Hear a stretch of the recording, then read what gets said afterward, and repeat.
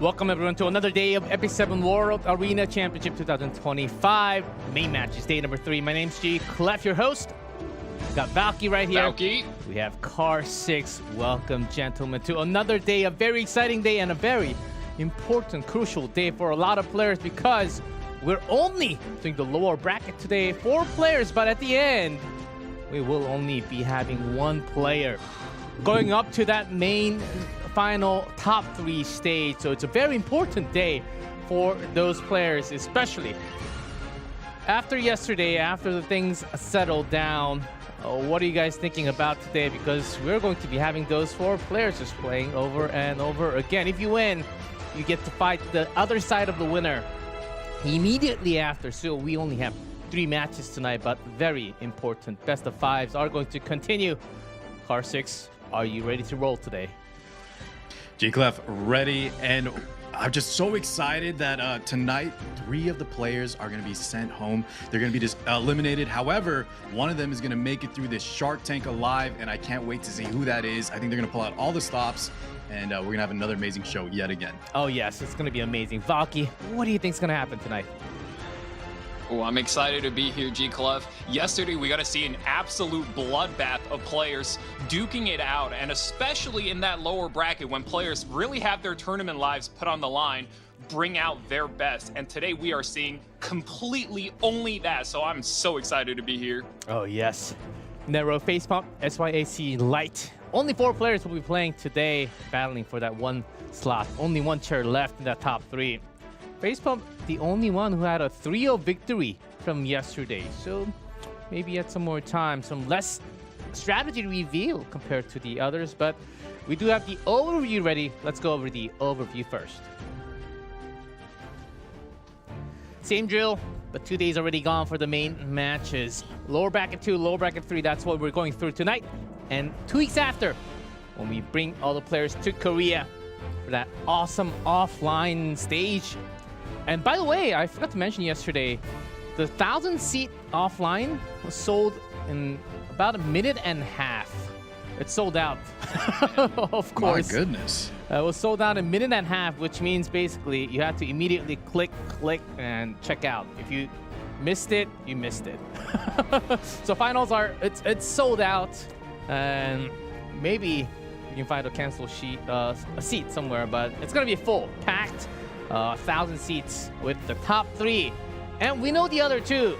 Goemyang, Xiao, they made it from yesterday, but the 3rd spot. Champion, 50,000. 2nd, 20,000, 10,000, and 2.5.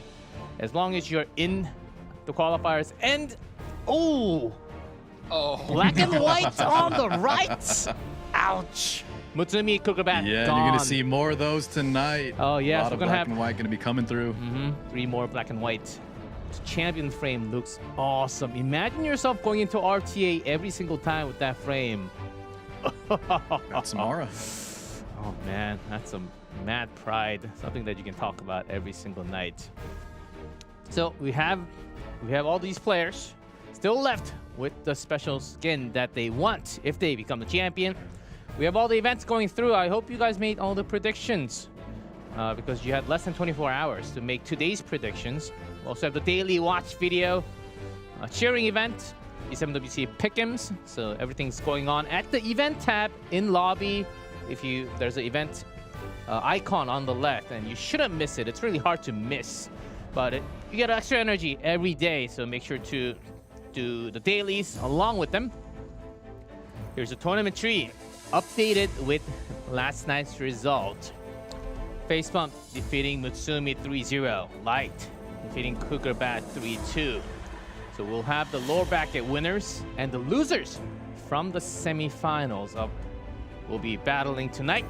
Goemyang, Xiao, they're already up in the upper bracket finals, so they do not have to play today. They're already in that top 3 slots. It's all about lower bracket 2 and 3. Let's see who makes it out from tonight's 3 matches. All best of 5s. As we mentioned, Nero versus FacePump. First match of the night. SYAC versus Light. Second match. And the winners of those 2 matches will immediately battle again. So we'll have to find out who will be in that slot. Nero FacePump, SYAC, or Light? Will be the big question. Oh, boys. Who do you think's gonna make it? 1 out of 4. But it doesn't really work in that way. It's not 25%. Who did you vote for? Let me know. Just me. Just tell me. No one else. Who did you vote for in your predictions? Car, want to go first? Sure. So for tonight, I think. Oh, coupon. Before I finish that sentence, make sure you get that coupon, guys, right here. This coupon. Oh, actually, main on the dash third on the dash E7WC 2025, and oh man, we're getting some. I know.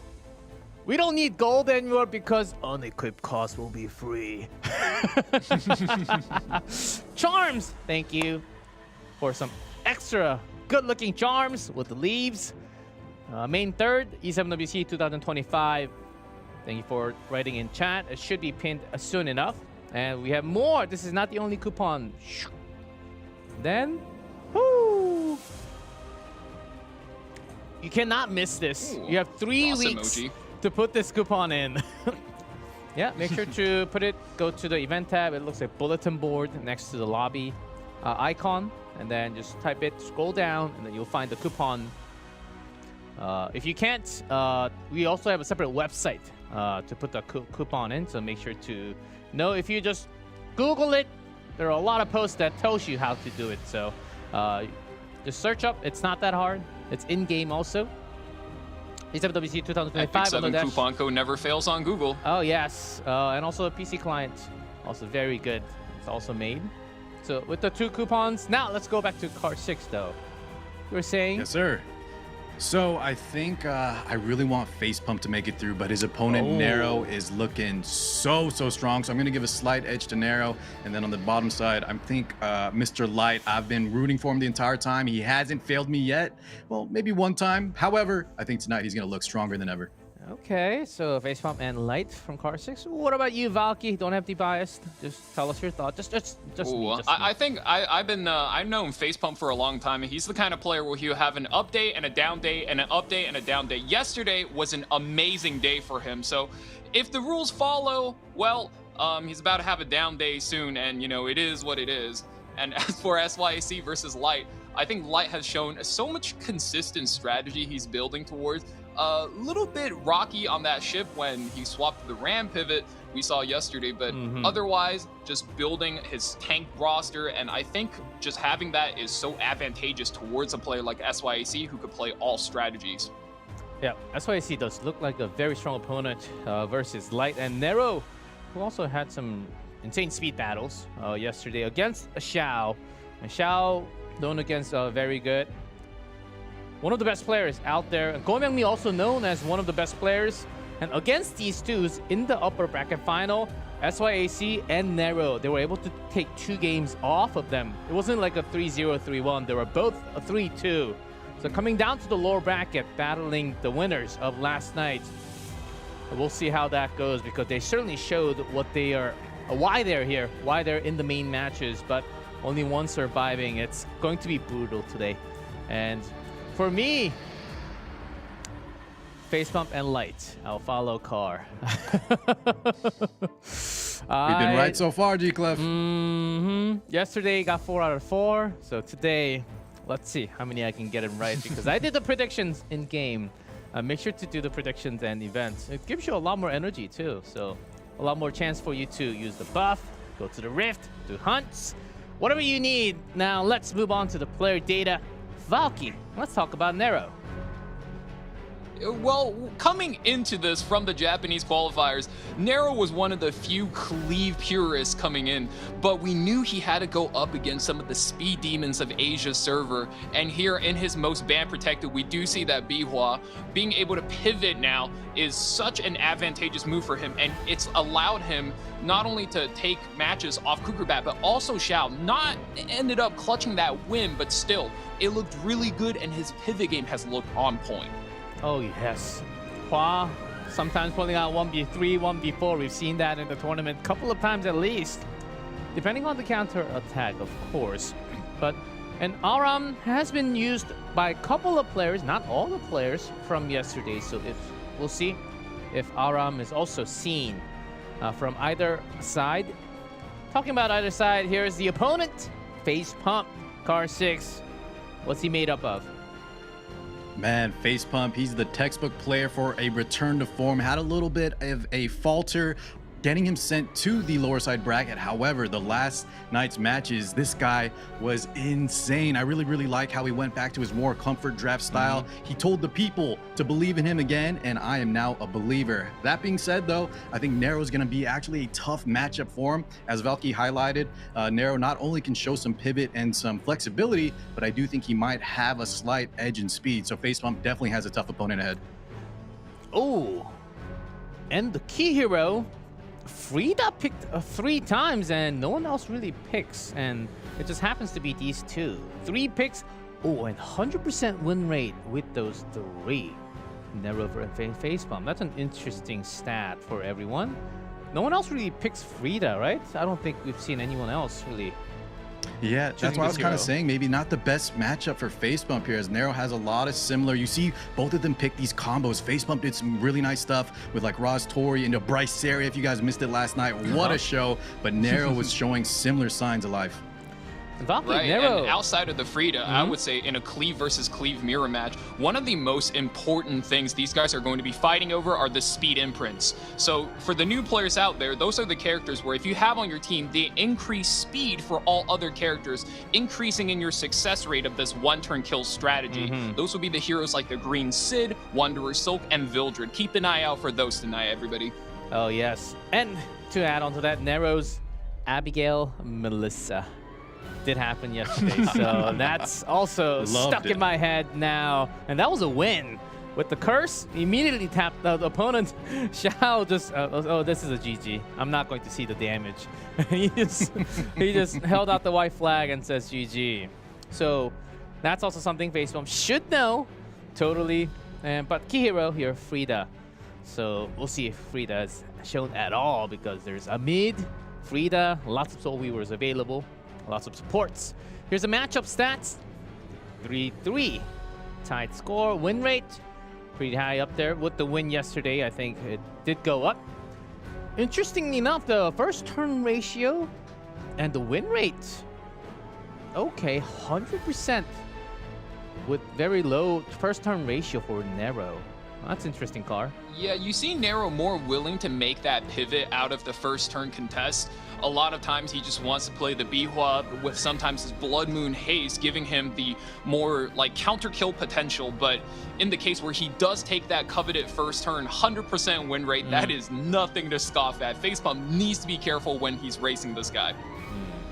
That's important stats. And FacePump not 100%, but still 79.2. That's very high against high caliber standard players in this tournament. So we'll see if that continues to go on, or will that 100% be broken by FacePump? I think that's a really good question, because first turn these both did play some cleave, especially yesterday from FacePump. And the prediction, Nero 74 to 26. So a lot more people, a lot more heirs thinking Nero should come out with a win. Honestly, I think that's fair enough. Even though FacePump was riding the momentum, I do think this is a bad matchup. But these are 2 high caliber players, and as we've seen in the past, anything could happen. Yes, predictions were, especially in the first day, we had some big upsets if you count that into equation with the predictions. So both are ready to go. When we are ready, we will load into the band picks immediately. But FacePump looks quite ready. Nero feeling about the same. Because remember yesterday, especially FacePump was literally like zoned in. We could tell. Locked in, baby. Getting things ready, right? Can feel it. Yeah, you really had that return to form, and hopefully that form stays, because when he is locked in, he looks spectacular. Oh yes, we are ready to go. Match number 1 of the lower bracket 2. Harseti Zio, Renak, Harseti ban, Arunka's open, Nero with the first. All right. Locked the No boss. surprises there. Bossarunka gets locked in. First pick for Nero. Honestly, probably a slight advantage in this whole match here. Quick Luna to respond for FacePump. So there's an extra room because it's double Harsetti ban from the pre-bans. Yeah, FacePump has to be thinking about his moves here a little bit. Not a position that he hasn't won in, because previously, yes, he did go second pick to that Bossarunka. There you go, the U-Fiend locked in. We're already postured for his signature Ahmed on third pick. That is going to be one scary cleave if Nero lets it through. Yeah, speaking of Ahmed, maybe Nero's going to pick up. We've seen time and time again with this Bossarunka character. If you put her in another knight in the form of Fallen Cecilia, Empyrean Ilinov, then it seems almost insurmountable. So speaking of, Fallen Cecilia makes it through, very well prepped in case an Ahmed comes out, and then the Lone Wolf Para. What a unit. This character does it all. I really like that Lone Wolf Para on third. The ultimate being able to cleanse 2 debuffs means does not have to ban the Luna, but this is where it could get scary. The Ahmed is locked in, ladies and gentlemen, for FacePump. He is going all in on the cleave, and we are dropping the Kisei as well. We've seen this yesterday. Like he said, not really taking the entire team out, but it did a truck amount of damage. Oh, Fire Lilius! Fire Lilius makes Not it the through. Conqueror Another Lilius. knight. That Fire Okay. Lilius is a tech pick, guys. Fire Lilius has a passive every time you use a non-attack skill. She will use a skill that provokes the opponent. That is meant to check the S3 coming in from the Ahmed, looking to just And that's a be little really pinch slow, action. high effectiveness, and of course, Red Politics comes out as well. We're looking to hold the combat readiness from the blue Kisei and maybe just sprinkle in a little bit of stuns with the Abyssal Crown. And the Yeah, strays. additionally, like you said with the Fire Lilius, we're threatening any buttons being pressed, and we know Ahmed loves pressing some buttons. Strays on the 5 there is going to show so much damage. Planet Cutter Strays is going to cut these knights in half if he's let through. Interesting. Nero already showing the results from his homework a little bit. FacePump brings out similar type of materials with the strays. A sprinkle on top. Might just be the ban. FacePump thinking about the post ban, and we get the handshake. Fifth pick bans. Fire Politis. That's right. And strays ban. I'm excited to see this call. Fire Lilius. We haven't seen her in a minute. That's right. We'll see the This action. is a bit of a cheeky technology from the 1%. Asia server, and no immunity on this Ahmed, which means the Red Lilies will be able to go off if Ahmed is launching her whole combo right here. As Valky mentioned, could be dangerous, but FacePump thinking.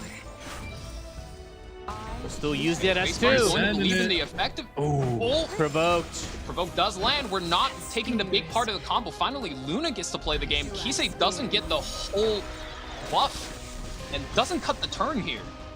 yeah, and that's really bad for FacePump style of draft here. It's an all-in kind of strategy, and now Kisei could be left stranded.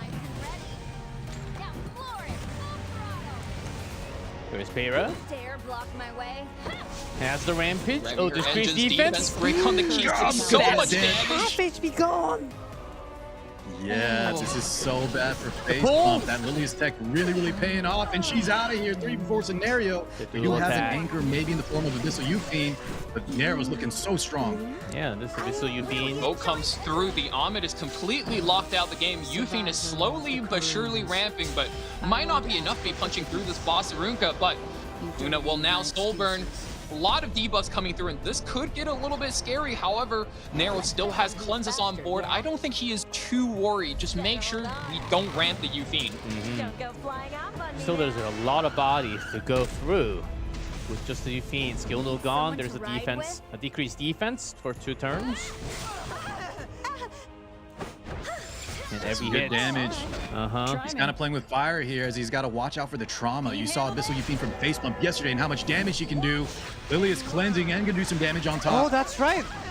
Lilius has 3 cleanses the entire Alvarez this team. time coming through. Uh-oh. The most We do have terrible souls. night. However, trauma does clear everything. So what's our game plan here with this Fallen Cecilia? I think all Nero needs to do now is get that Lone Wolf Para another turn, and we're gonna soul burn again. Another However, Alvarez. Alvarez again, the U-Fiend gets the counter. Defense break will, however, hold back most of her defense scaling damage. There's Luna Another again. S2 getting ripped, a little damage on top. Keep up with Ooh, me. with the decreased defense this time.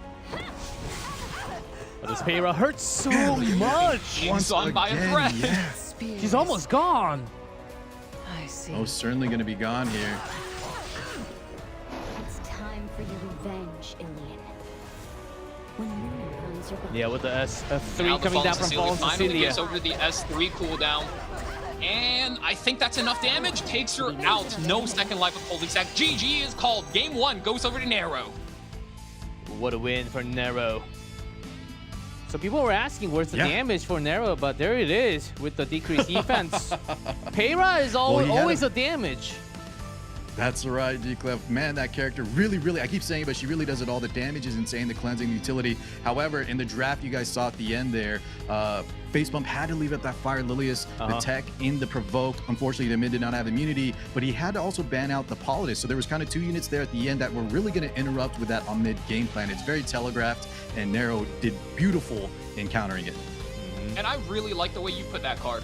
Whenever a player has first pick, not only do they get first dibs on the most OP unit still left after pre-bans, in this case Boss Arunka, but also they get that 4-5 rotation where they could just slam 2 hard counter picks towards FacePump's 3rd pick Ahmed. As you highlighted, very well needed to ban that Politis. You do not want to take your chances with those Abyssal Crown stuns, but Red Lily is also very threatening. As long as she has enough effectiveness, it will provoke that Ahmed, break up the combo, and giving you the chance to steal the turn. Very well played by Nero, completely doing his homework. FacePump got red. Oh yes, by having Boss Arunka being released from the pre-bans, plus that Fire Lilius, Nero thought, okay, it's a perfect chance. FacePump is going to use that amid again, very likely. It worked like a charm in game 1. That was totally breaking the plans of FacePump. So that's 1-0 for now, but it's a best of 5. We'll see. Those units are not available this time. Blue Peyros Conqueror Lilius. A Frida ban! Won't get to see her today. Interesting. So even though FacePump utilizes that unit as well, he says, let me just take it out of the equation. First pick into that Spirit Isolane, and this is such a great character for offensive players. And rounding out the Nero with the Fire Litica and that Aram. We're running. And both players real early establishing their combo unit. Spirit Isolane was such a deciding factor in so many aggressive mirror matches, and this time goes in on the 2-3 with the speed imprint as well as the Briar Witch Iceria. That's something we saw FacePump play to near perfection. Nero now needs to be on the defensive. Deserve better. And locking that designer a little bit to go against the debuffs. You know, speaking of defense, not only a defense scaling character, but able to outplay. If Briar Witch Iceria decides to use that impactful S3, all of the defense break could activate her passive, getting her 40% combat readiness push, not only letting her get her cleanse off for the team, but also the reset against FacePump, which if it lands, could be deadly. Oh, yes. Very well said. He does have to watch out for that Spirit Isolane. If she's activated, those that damage, the counters could hurt or could just be taken off the field. We saw Spirit Isolane deleting units like Mediator Koeric with such high health with just the initial salvo from her soul burns. But let's see what Nero does here on 4. He's got to kind of adapt. We had a big shift up with that Briar Witch. Death Dealer Ray makes it through. DDR. And if you look at the past, FacePump has been bringing some BBK along with this combo as well. So I think that's already Nero pressuring FacePump in a way. Bystander Hwayoung this time. Is it gonna rain? Okay, good pivot from FacePump there. 4 characters, all lacking good burst damage, and it's almost looking like he's getting ready to get the Celine in. Aram up against Briar Witch Iceria will be very scary there. Whenever her passive activates, going to be a green Celine activator. Now this game is a banger. We are in the fast lane. Oh man, passives are going to be going off left and right this match. Oh, a whole lot of damage, especially from FacePump. Love it. Get them knights out of here. This is all aggression. Full lady team. Let's see Nero how he responds. You got some balanced unit, and will you finish with some extra tank on knight? Something to mitigate a Sirmia in the equation. Ooh. And FacePump so fast there on the 5. He liked where he was looking at the top 4. He just takes out the Lionheart. And yeah, I think FacePump actually, I like his draft here. All right, Celine survives. Hwayoung gets banned. Round number 2. Nero with 1-0. Briar Witch very fast again. She's mocking me. Full speed. Shall I give it a go? Oh, and there it is. The Beyond activation. passive triggers goes into the my design. God. That's the best target. Victory is within our grasp. Deleted. Not only that, you have both Celine's show you my locked and secret loaded. Nero's about to get all his characters It's not deleted. my fault Don't if you blink. get hurt. This unit is way too powerful. And we got a two. GG. That goes Had a with the little soul burn. montage. Face pump. GG win. immediately called match series just got even. Oh boy. Earth My Celine. God. That's why she's banned all the time, the post ban. It was either her or Hwayong, and Nero chose Hwayong to be the ban, and that's what happens. Well, is scary. But Celine? man, the Briar Witch, that's now 2 times that FacePump's fast Briar Witch has really, really paid off for him. And as you guys saw there, he won the speed battle, and then from the, it was just knocking down dominoes left and right. And I think FacePump playing this Briar, which shows exactly what it means when a player rather is skillful with the character. He just understands the interaction with all of these matchups so well. And in this case, the Aram passive reacting, letting the green Celine pop off, and as you guys can see, picking up 2 kills in this quick matchup. Very, very well played by FacePump, capitalizing on that Death Dealer Ray anti-pivot, sort of a linchpin right there, and just blowing up Nero, taking the series back. Was 3 turns, but mostly the animation, and we love it. Celine just breaks apart the entire team, one at a time. But that was quick. Really well done by FacePump. Knew that was going to be the start for with the Briar Witch Hysteria. So 1-1 apiece now. They gotta feel it. They got the feel for, okay, Nero, that's what you're trying to do. FacePump, okay, if you're trying to do that. After those handshakes, amid Sage Bao, Arunka, Lone Wolf Pera in the pre-bans. Nero Okay, does pick man, up I'm that loving these first matches pick so again. far. Yeah, lots of advantage going over to him, but FacePump does ban out the Payra as well as the boss Arunka, 2 characters instrumental to him. Afternoon Soak Flan gets picked up here. Generally now, I don't think she's a very much first pick worthy character in the regular ladder setting, but now that Lionheart Surmia and you have so many openers removed, she actually looks pretty decent in this spot. Yeah, it's a big shift early on in E7WC, especially in the qualifiers. She was picked so often and so early, but after that balance patch, right, a lot of things have shifted, and she could be a bit more of a liability, able to get pinched or countered. FacePump answering with a New Moon Luna into that Abyssal Oh, Fiend. same 2 pickup as we had round number 1 for FacePump, New Moon Luna and Abyssal Fiend. Even against seeing that Afternoon Soak Flan on the other side. Yeah, like Carr said, Afternoon Soak Flan can be punished, and one of the few ways is you can punish her is you can seal away that passive with the New Moon Luna. So now Nero needs to think of one of 2 things. One, do you want to speed up and go over this Luna, which would be very dangerous and volatile like we saw, which Tenebria still keeping things relatively neutral, but the Sea Phantom Politis could shift things up. We don't know how fast these players are, and seeing that as they're both cleavers, I'd reckon we have another race on our hands.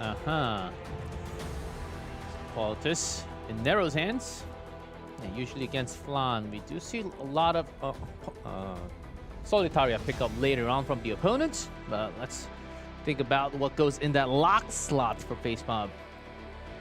The only problem with Solitaria, G-Clef, is FacePump is not really the type of player. This is what I'm saying. You don't need the Solitaria. Instead, you go over the top and you answer with more aggression.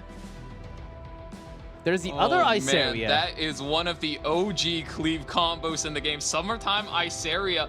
FacePump is betting on Nero's characters not having a lot of immunity, and if they do, well, Rand's going to hit them, strip them, and take their immunities, get bombed by the Summertime, and he even has the Abyssal Fiend as the one anchor going over for him.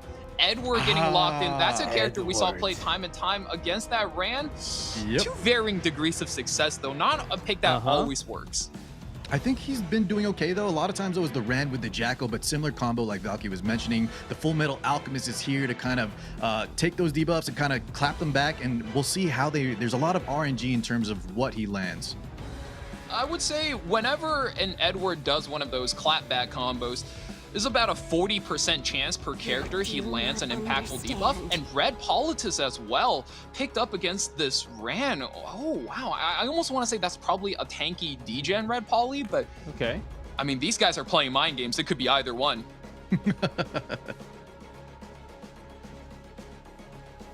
Yeah, I don't know. Man, I don't really like a excited. degen Poly against Ran, but maybe he knows something we don't. Maybe it's a different setup. We'll Oh, find out in just game. come And on, another type of Hua-Young. Summer time. Ah, no, the collab and the Hua. Oh but man, why the gets new banned? unit immediately banned away. It's just too strong with the Ran. The moment he Yeah. uses that S2, she's probably just going to kick one of these characters out of here. You can just build her to be so high damage, and she reacts to your team. Definitely a force ban. Don't deserve my mercy. With that very fast New Moon Luna actually goes before Ron does. This is looking really bad for Nero. The Luna There's going the first means the Soulburn. Soulburn will be landing all his characters. None of the defensive characters will actually get to go. Even the Red Poly looking to hold the combat readiness back won't be able to do anything here. Mental focus. Man, Nero, he might be in big trouble here. If you were to step back, The instant blade from FacePump. justice in two. Oh, it hits all four. Goes in Bombs all the come way to through. summertime. What do we get? May I help you? There's that activation. With the soul burn. The first bomb. Lands the four. It's a walk. And GG. it's a GG call. Summertime Assyria with a win. What a combination Wow, from and that was FacePump. excellent speed tuning from FacePump. The Luna going first there, actually stripping all the immunity Exactly. and sealing every character, completely locking away every single passive. FacePump doing his homework a little bit, and of course, you gotta take a little bit of a risk. That means you have to slow down your run him on your second, third, maybe even fourth or fifth fastest set, and just gamble that Nero, he will pivot, and that's something you could definitely research. Both of these players have really got their opponents figured out. Oh man. I know. I think FacePump in his interview, he was saying, I need to find a tips and tricks video or something to beat Nero, and I think he might have found it, guys. You're right. Holy mama, FacePump is just playing out of his mind. I love it. G-Clef, you were asking, is Solitary going to be good here? And I said, maybe not, because that's not FacePump's style, and he showed us his style right there. Exactly. I totally know his style now. And it's clean and dirty at the same time. So I love it so much. The games are clean, couple Okay. of turns, but the debuffs goes in, and then the bomb, that's GG. Oh, you gotta love the style I like of the way you FacePump. put it. The play is Uh-huh. clean, but the tech is dirty I as know. heck. You just can't stop That's a it. good compliment. And the setup has been perfect, on point. Nero quite puzzled at the moment, saying, okay, I'm down 1-2. How do I come back? He would likely have the first pick again after dropping that set. A lot banned amid Harsetti, Renok, Frida, Lua. Yeah, a lot of good openers. Very top tiers are already gone, so we'll see what happens now. The nerves are on, guys. Nero now feeling it. You can see he's running some calculation in his head. I don't think he was expecting FacePump to pull out this the speed, the aggression, and kind of just come over the top and just cleave him in two. But it's game 4 now. FacePump on a match point. Deciding on the pre-bans. Lidica, Briarwood banned. Ilina, oh, double Lidica actually. Getting pre-banned. Ooh, and for once, we see FacePump with the lead in the set. And as you guys can see, he bans Empyrean Ilnap. He wants to eliminate all ways Nero has to be able to pivot, but Spirit Eye Celine does get locked in. First pick for Nero here. That was a pretty deciding character 2 matches ago, and now FacePump's kind of going for the classic. Tori, not the Ross. Dragon Bright Senya this time. No Briar Witch to enable this team. I wonder what he's cooking up. Yeah, we saw this last time with the Roz Tori into the Briar Witch, but this time it's maybe taking a page out of Light E7's book. You see Light a lot of times pick that the Dragon Bride alongside this Tori. However, FacePump has shown that he can very flexibly draft out of this, but we haven't seen what it is just yet. I know. These players had less than 22 hours to prep for this next upcoming matchup today. And we're already loving this ban pick. The real brain fight. Nero. Less than 25 to pick 2. He's really thinking, G-Clef. Worthy of my courtesy. Sometimes Or the I'm strip. amazed by my own talent. And DJB. Ooh, Blood Moon Haste as a 1-for-1 trade against Dragon Bride Senya. That is a part of Epic 7 Fundamental at this point. And I think DJB's an intriguing pick. You don't really have a lot of default barriers so far with FacePump's team, but there's two things that he offers.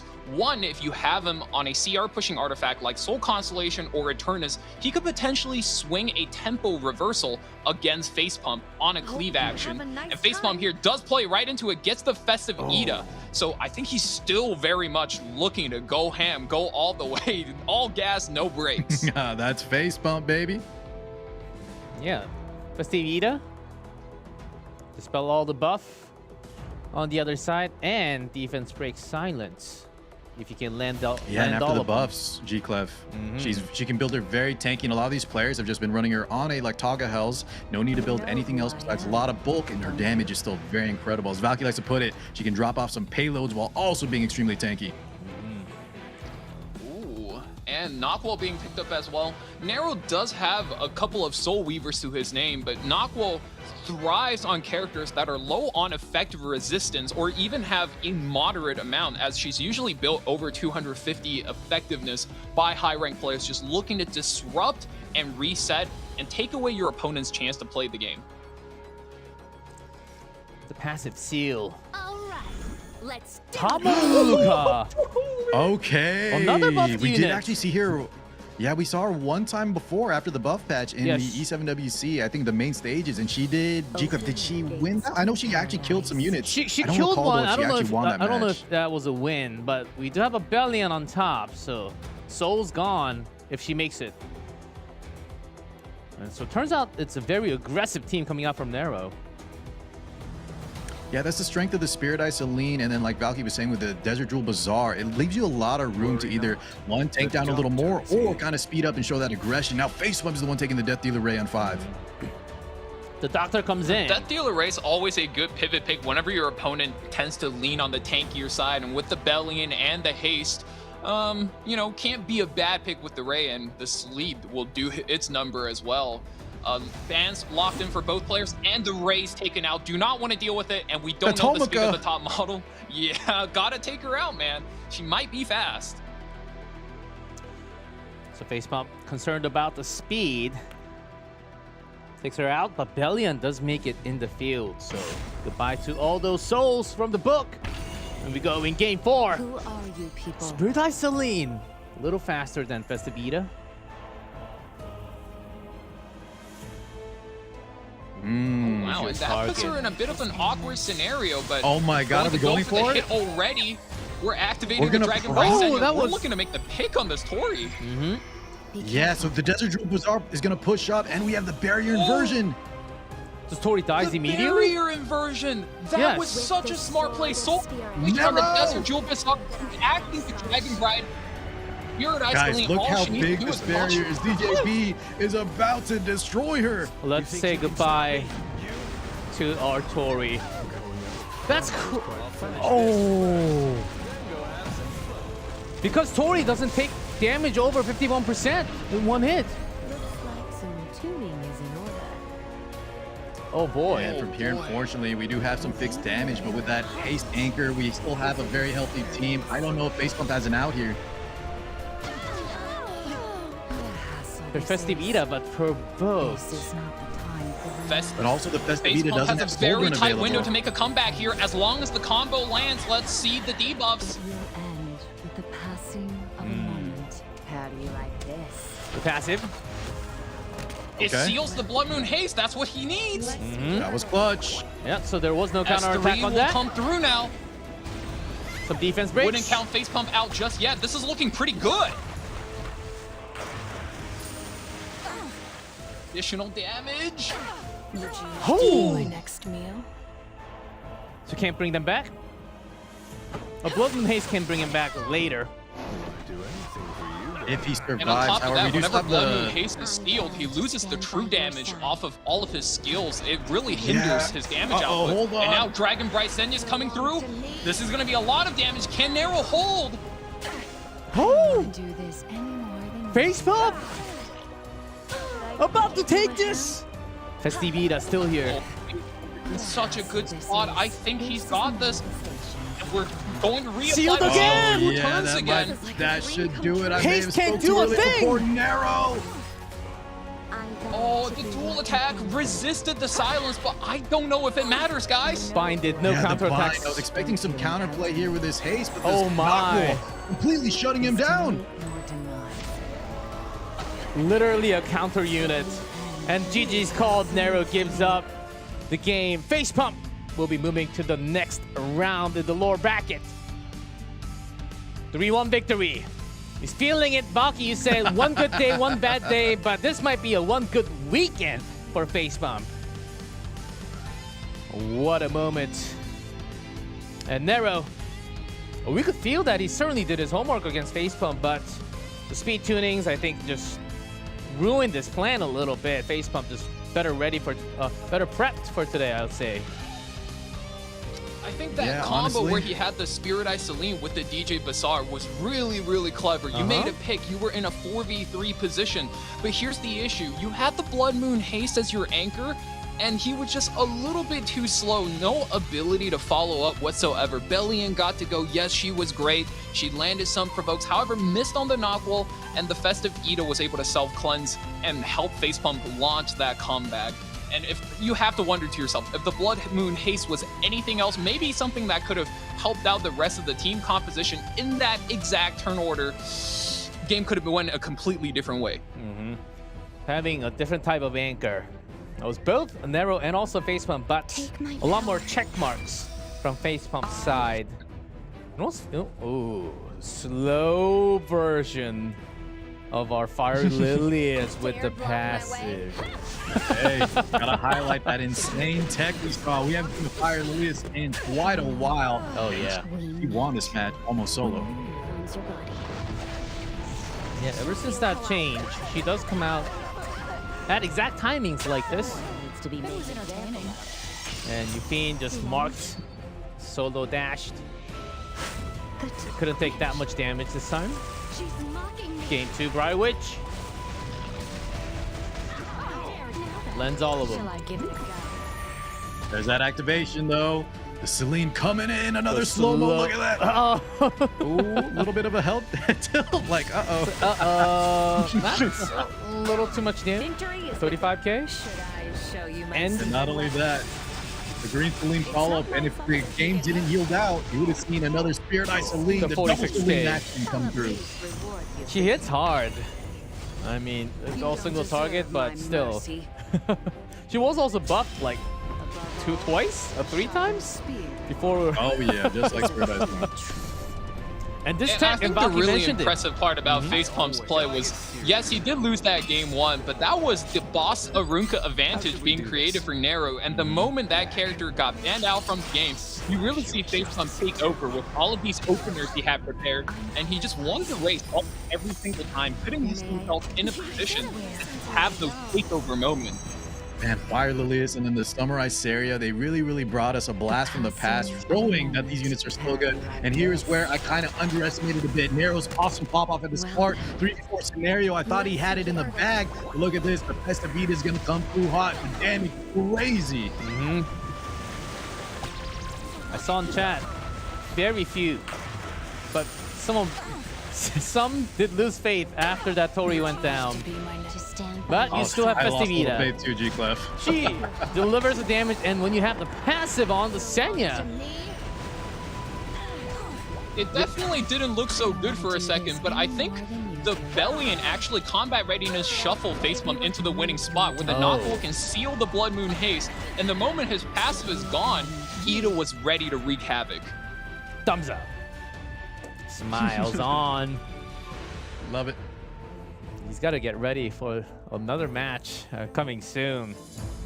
There's no interview today until we get to the very end because the players have to get ready, has to prepare for the upcoming winners match for the lower bracket. So we will move immediately into the next one, SYAC versus Light. The last remaining hope for the global player is Light. SYAC had some massive moments against the Kingslayer Xiao yesterday. So this one looks very tough for Light indeed, right, Car? Oh yeah, so Light definitely has another tough opponent ahead of them. However, just like I was saying with FacePump, I think Light is looking to be in form. I think he's playing really well. I think he's found himself, and he's one of the best Lunatic players, I would say. Oh, really? And Baki, have any comments on SYAC? We'll have the graphics set very soon. Ooh, I think SYAC had a really good matchup versus everybody just because of his range and how many different playstyles and matchups he knows how to play. But against a player like Light, who tends to play defensive turtle down, he needs to really think of his options, both in terms of a regular draft standpoint, but also, okay, game 1, I'm going to play these injury characters. Game 2, I'm going debuff. Game 3, I'm going back to injury. He needs to have his game plan lined up game by game in order to beat somebody as consistent at defending as Light. Yeah, that's what we have kind of seen from our very first match. Both players, Nero and FacePump, they had their plans for game 1, 2, 3, 4, like almost perfectly planned. But it just came down to rock, paper, scissors and who starts first, and the debuffs mostly landing. So let's see, it's a different story for SYAC and Light. So we do have the player data. Let's see the player data for SYAC first. Here he is, Faki. Let us know how strong this guy is going against Light. Well, I mean, I think the most picked units tell the whole story. We've seen the Spirit Isolene being played in aggro. We've seen the Tori A. Ross being played in standard, but also in the most ban protected slot, he's got that blue parrot, which is usually being swung together with Requiem Roana, just causing so much debuffs as well as cooldown reset. And a lot of times it leaves your opponent just in complete disarray with debuffs, not being able to use buffs, and half their cooldowns sometimes, and it just becomes a whole mess. You really need to prepare against this guy, which I'm sure Light has. It can be tough. It can be tough, but still, there are lots of answers being found as the tournament goes on. So SYAC very strong. And the opponent, the global guy Light, is here. Most ban protection on Lionheart Sarmia. Had some wins, some losses. Car, you want to take over? Oh yeah, Light, you know him, you love him. We did see this Lionheart Surmia. He was trying to pinch a lot of the counter picks that, the counter units that players like Kukerbat was bringing out. Like you said, sometimes to mix success. However, I just think in a best of 5 format, Light is so versed and so experienced and just one of the most flexible players that I think even if the matches kind of go a little rocky, he's gonna kind of edge it out in the best of 5. And Yufine, Spirit Isolene, and also Imperial Ilinov. Right in there, the most pick. Yeah, banning Lidica, Renault, a lot of speedy characters. So we'll see what happens in this best of 5 SYAC versus Light. Tori is actually the key hero. Lots of picks. Half and half for Light. 2 picks, 2 total bans, and half the win rate. But SYAC, whenever that Tori is picked, a whole lot of wins. So, gonna write that down. Yeah, this might be something Light needs to take away from SYAC. Light, we know, has a very consistent playstyle, and as long as the right counter matchups like the Fallen Cecilia, as well as that Desert Jewel Bazaar we saw last set, removed, Tori becomes such a force, and she is definitely what I would classify as a hyper carry. If you have 3 characters protecting her properly, she can get away with the game. And SYAC usually paired up with Tori with the Ross, Adventurer Ross.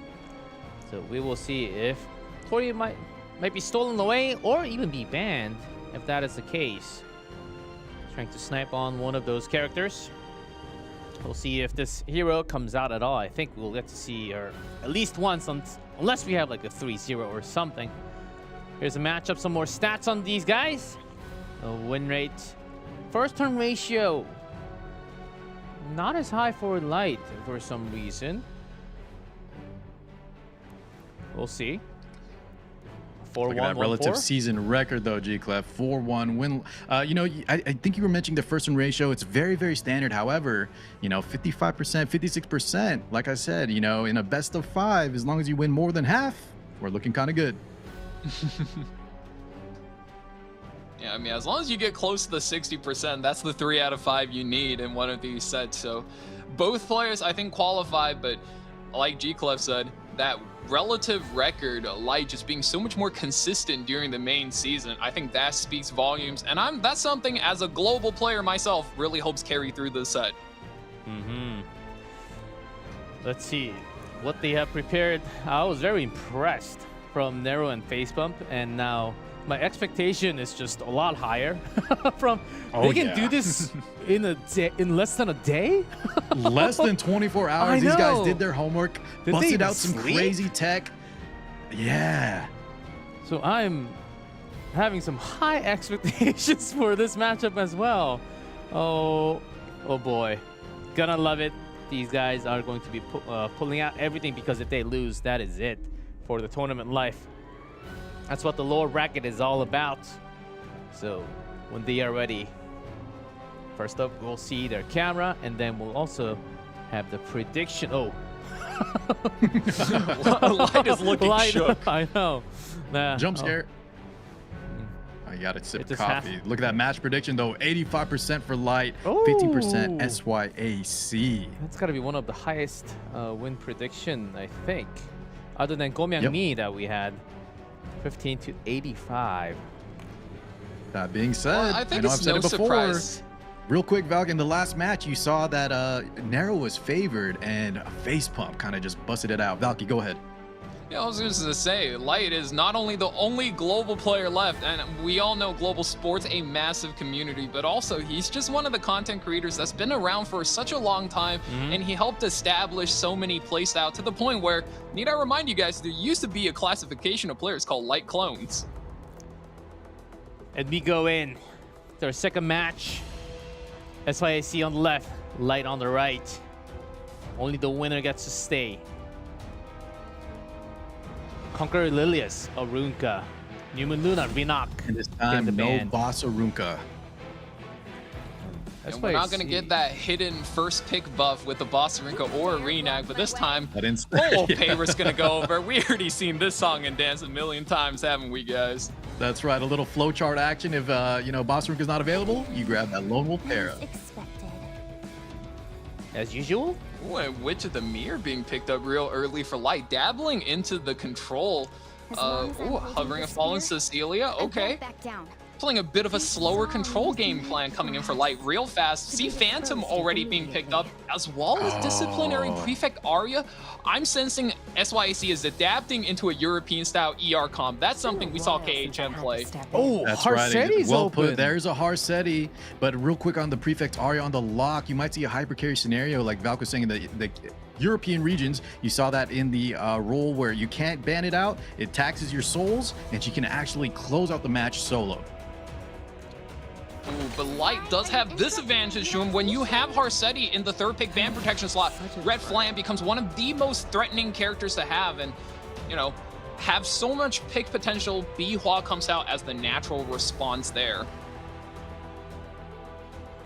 Thinking about the last slot has a lot of time for SYAC. This fan pick was one of the fastest. I was busy writing down the hero names. No way for Dizzy. No way. She's cool. SYAC. She can miss. Cool indeed, but get that out, It's not 2020 You'll anymore. make an Oh excellent yes, specimen. it's been a long time. Lots of new heroes since then. So Death Dealer Ray for the sleep and the poison. That's right. I think he's a nice pickup here. Kind of a must-answer unit. If he gets his game plan going, it's going to be real bad for Light. And the fact that he doesn't have, too much damage besides the Fire Flan, he could definitely get that game plan. Last pick for Light. Ooh, was hovering the Spirit Eye there, but that's very risky of a pick. Mediator Coerc should be able to get it done though. So Light does put himself together a relatively strong village deck, whereas SYAC, I think it's more playing towards that ER side.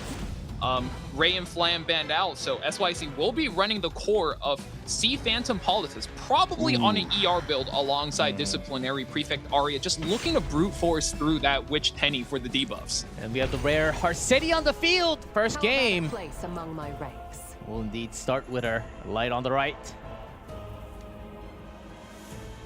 I am a little worried though for Light. We do have some damage in the form of the Mediator Cleric, his new EE, the buffed S2 damage.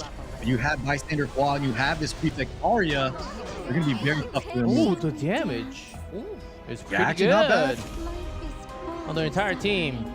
There's a Phantom Dance from the Politis. Speed downs. If you're scared, run.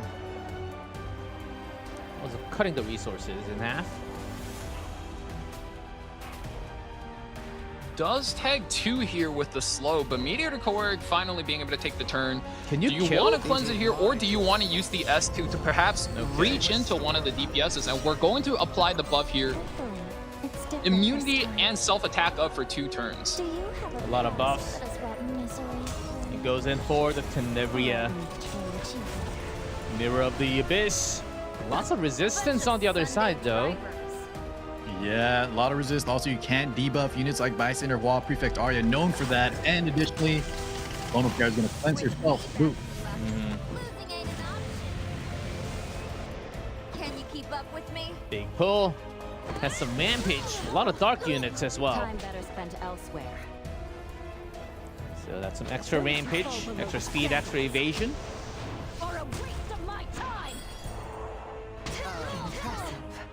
Decent damage Great into target Harsetti. selection from SYAC. We're committing everything into this Harsetti, but do we commit the Hwayong kick here as well? And we do commit the kick. Who is it going to be on? Is it going to be on Tenny or the Harsetti? Harsetti it is. I And like no, that, the he's all in the Harsetti, yeah. Harsetti. That is great target selection. And purely Identifying the problem unit. We saw the damage pulled out in turn 1. If you can get that out of the way, I think he can weather the storm and tank it out. Anything for her. Fallen Cecilia taking that turn there.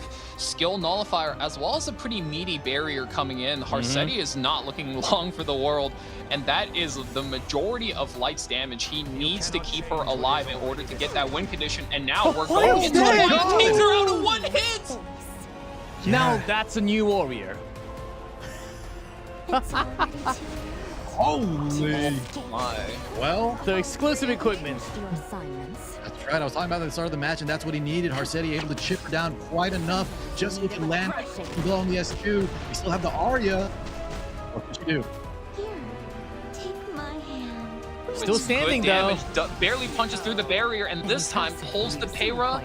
Additional damage will not kill. Harsetti, though, 2 hits and the Rupture buff. Does it take out? Oh, that's a crit defense break. That's gonna be some big damage here. That should be Lone enough. Player in trouble. It's a miss, but Pop.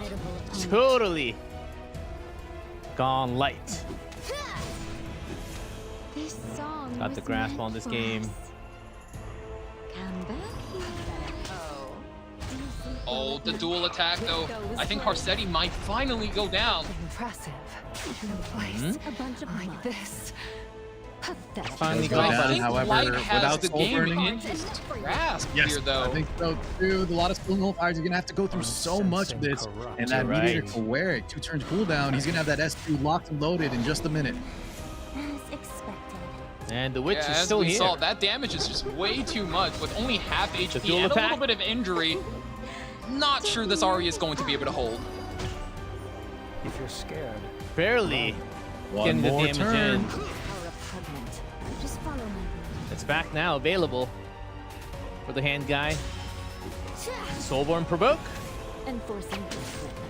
Oh, Just to make insurance. Yeah, just get it through there. Don't let her any shenanigans, and there's the victory. Light with the first win in this best of 5. And total lockdown, Harsetti in the band protection. Really well placed and done. That Coeric, the upgraded EE. Yeah, with no direct mitigation, even with that Witch of the Mirror being very ineffective. You saw that Bastion of Hope on the Sea Phantom. You saw the Prefect Arya with a lot of resist, and then Bystander Hwayong, of course, cannot be debuffed. Still, with the chip damage from that Harsetti, it was enough for that Meteor Coeric to land that S2, just barely landing the kill, and I think that's all Light needed to lock it out. and here you guys see a very common trick being used by high-ranked players that Light does here. He opens the draft with something that's a bit more debuff focused, very control heavy, and he baits his opponent into all leaning on, look, first pick Cleave, second and third pick ER, fourth pick debuff immunity. Whereas all Light now needs to do is close out his draft with a 3-4-5 damage character, and with so much damage, and like Hart said, no mitigation, Light just completely pile drives his opponent and walks his way to a clean victory. Clear game plan and execution delivered for Light. A rare moment where Harsetti actually was on the field. And SYAC Did focus into her, but it wasn't enough damage. Didn't really have that much time. And as soon as Hwa-Young was gone from the back, had very low chance of winning that first game. But it is just 1 out of the 5, but Light takes the lead. Let's see what happens in this upcoming Lunatic game 2. That's why I see kind of scratching his head a little bit, saying, okay, that just happened. Yeah, that's got to hurt a bit, right? Light not only takes the initiative, but that was his first pick game. So going into game 2, down 0-1, yeah, he's got to be feeling it. You're right. The bans will stick. The extra pre-bans. Someone's thinking, spending some time for the extra pre-bans here. Well, got to go through all the motions. Make Zio. sure all... Imperial Nilinov, Sridai and Tori ban. Aha. Well, Light we talked really about that, doesn't right? like The key that. figure of this match. Wow, and SYAC kind of goes on the aggressive here, bans out Zio and Imperial Illinev, 2 picks you would target down if you're looking to just run some high damage, running your opponent over, and we're hovering over a first pick Karina. No, turns into a Dragon Bride. That seems likely with Imperial out the game. Aram. Is Light going to have some You don't look very good openers? appetizing, Not yet. but- Blood Moon Haste. Oh well. Yeah, just very safe options there. Also able to pivot wherever he wants to go. Most likely going to be more standardized, more defensive, as we've seen from Light, especially when he has a lead. No. Urban Shadow Shoe comes out, a very, very strong unit. We've seen her many, many times, and the injury, the damage she can put out, crazy. Festivita looking like FacePump. And that lock slot. Festivita, just such a threatening character if you want to set up aggression, but also always keep it in the back of your opponent's mind that you have an ability to pivot, because with the Aram stuck in first pick, I think Light might be able to posture, hover the Ram for a second, but I was thinking more of that Lidica, very threatening, especially if your opponents lack tempo and the lack top speed in their draft. Summertime? Feel the melody. Now Bellion. we're going to pivot into a Bellion. We're getting ready for Yeah. that orchestra. Staying a little more on the defensive end, that Bellion on the lock position, really, really going to cut out the souls that a lot of these Idas are equipped with. The Toghel's book. I'll show you. Fenny comes out. We've seen this counter pick into the Urban Shadow Shoe. The injury sometimes being a double-edged sword, kind of propelling her damage. Damage dealing Soul Ooh. Weaver.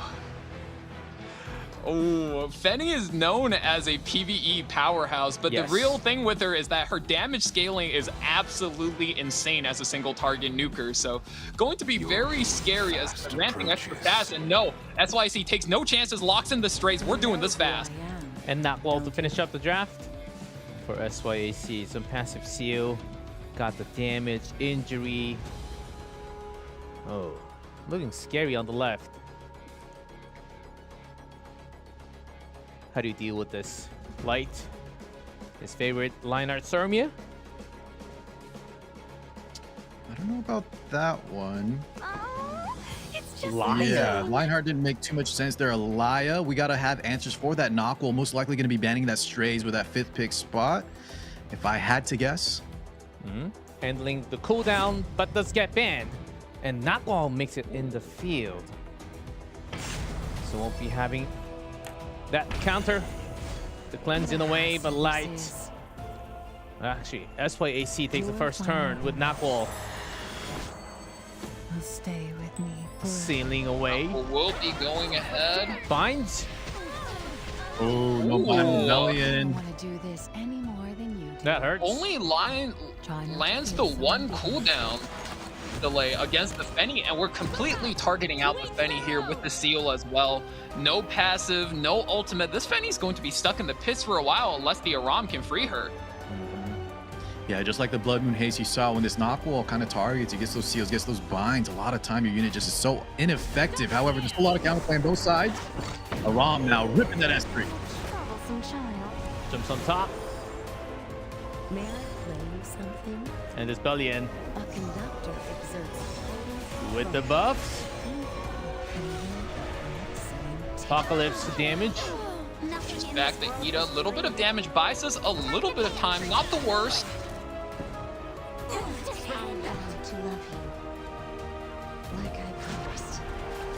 a little scratch for the first spear toss for Senya. Targeting this haste now, we get a little injury, a little damage on top of Valor. No counters yet for Light. As you wish. There's the Very shiniest fortunate pop. for SYAC, and here we go, Festivita.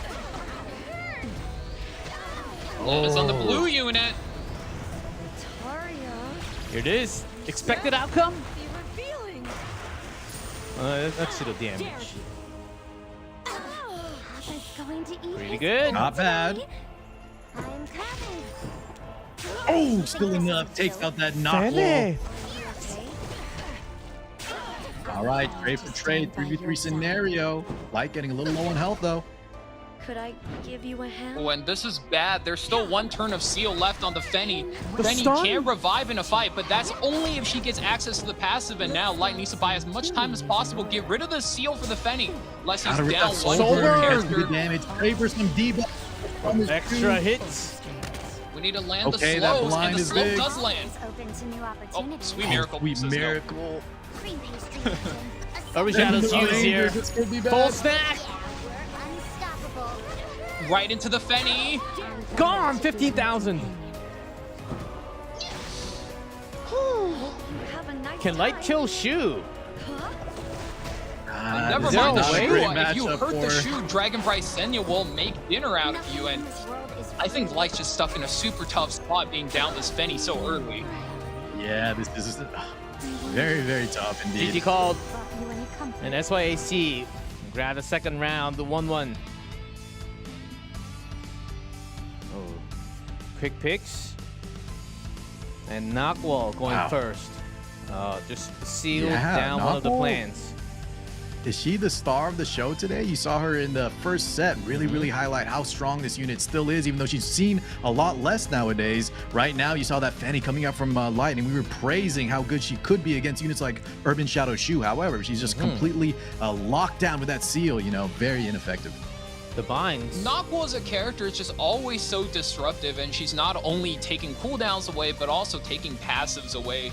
And in her case, whenever you have the opportunity to ban out the Laya, and you know Light is forced to ban the Strays, which is so much value there, you can seal away the passive on key characters like this Fenny, and the moment she's down that passive, it just does not look good for her at all whatsoever. And Knockwall still being very relevant. Not like a first tier must-pick material, but when you can lock those passive down and put some binds on when there are lots of counter units, she can totally work. And SYAC swinging things back. Okay, one apiece. This was almost a one-to-one replica of what you saw in the previous set with FacePump, where the Knockwall kind of locks out the haste, plus the Belly just not very effective. The haste not really getting locked out. Instead, it was the Fenny, but it's almost the same exact story, where Knockwall kind of takes the initiative, the tempo, and just runs away with it. And it was a really good identify on SYAC's part, knowing that Light does not have a top speed character, for him to pick all of these annoying middle speed unit like the Strays, and like the Knockwall, and just really lock away Light's options for a win. Here's round 3. Harsetti, Tenebria, and Requiem Rowena Dare block my in the way. pre-bans. This is only a temporary alliance. Fallen All to right, the Severe. tried and true, the usual suspects. Lone Wolf Para, Fallen Cecilia comes out. SYAC out with a Desert Jewel Bazaar. Ooh, and I like to know both players banned out the Harsetti as well. They do not want none when it comes to her and her limiting every can other steal character's silence. speed. Here, though, Light does opt for that I Disciplinary literally Prefect just Arya, did as my well as the Hellion Lua. Whoa, that's a setup we haven't seen in a while, and now there's no more Soulburn floodgates left in the game. I think Light's looking to close this out with 2 mages on picks 4 and 5. Yeah, it could be a good pickup, like you're saying, with the Souls. That's a big interaction with Hellion Lua if she gets her Soulburn going, and that's a nice pairing with that Prefect Arya. So SYAC's got to have some answers. Otherwise, when Hellion Lua, you know, gets that S3, especially Soulburned, a lot of times that's just enough. And Para, Kindly Escort, and stay out of Afternoon there. Silk Flan with some cover from the Knight and the Thief. This might be a pick that Light has read, banning out the Requiem Roana. So the Paira's down her natural follow-up, but at the very least, we'll have the Solitaria. And, you know, we did say Light was likely to pick 2 mages. Is the Solitaria going to be on book?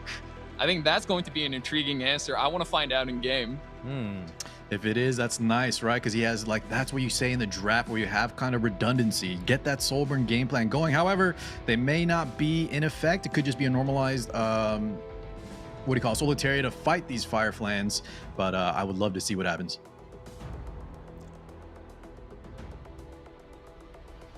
Last pick, 10 seconds. Going against the debuff. You can tell he wants to stick with his Soulburn game plan here, but I think a lot of players don't no longer fit the profile of what he wants to do. Designer Lilibet comes out, and Lionheart Sirmia. That's going to counterplay all the counter and extra attack that Light has stacked up on his team. Yeah, I think you got to get rid of that Lionheart and potentially the Dilibet. It might be just a 5 handshake, because then you have that para. Potentially, it depends on the resist, of course. But I could see maybe both 5s getting banned. Extra damage, some type of cleansing. Solitaria and okay, Sirmia. wants that Solitaria out of there. I was curious to see what she was rocking, but here we go. Game 3. 1-1 tied. Heir starting from SYAC side. We've got double Heir on the field. Against the Designer Lilibet, the blue Peira no longer wants to use her S2 for the extra turns, but we're just going to be ramping the S1 right into the red flank. We banned the Solitaria for this. This is a red flank show, ladies and gentlemen. S3 will come out now. Does the Lilibet survive? This is going to be a tough one. No way. Oh, just barely lands the kill, and she's out of there. Beautiful ban there from SYAC. Allows his fire plan to get the game plan in the works. Don't put all your faith in Immunity and barrier is up. Another S1 crit for Peira. Oh my god, that is Provoke so lands as bad. well. That is not good. What happened to that evasion? And that is Light just says, okay, you take this one. SYAC. Quickly done. Moves himself into match point. Light is now being put in check in 2-1 in this best of 5. One more win, and SYAC will be moving on to face off against FacePump.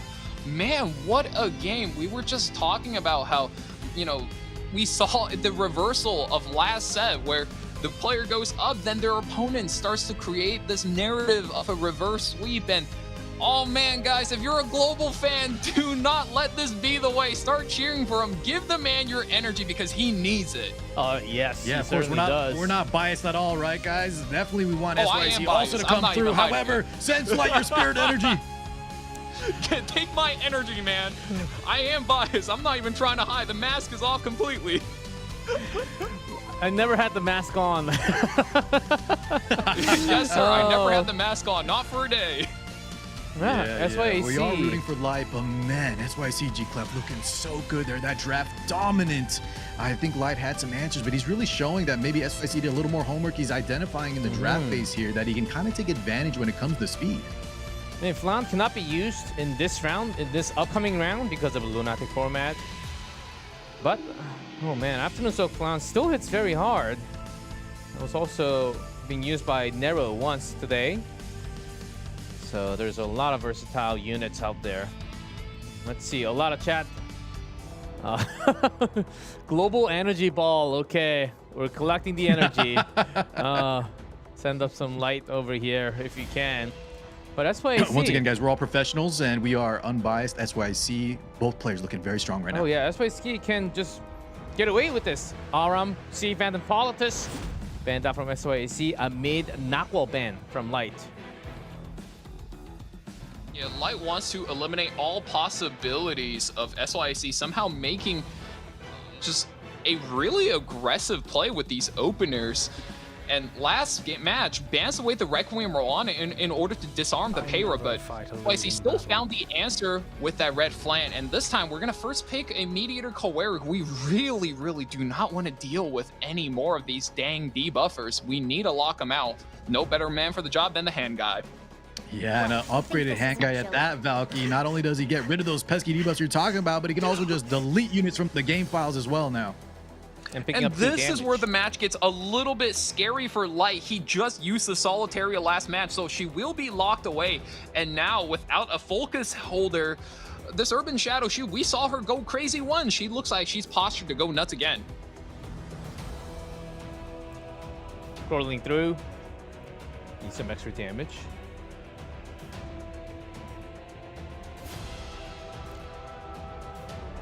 Fire Cecilia, no Really way. hoping through Adventure all his Ross. options. Tori's banned. Open the gates to paradise. Okay. Well then. Belling into that festive Ida. Mort in that lock Oh, slot. that's a quick Mort. No counters. Young Senya? Oh no.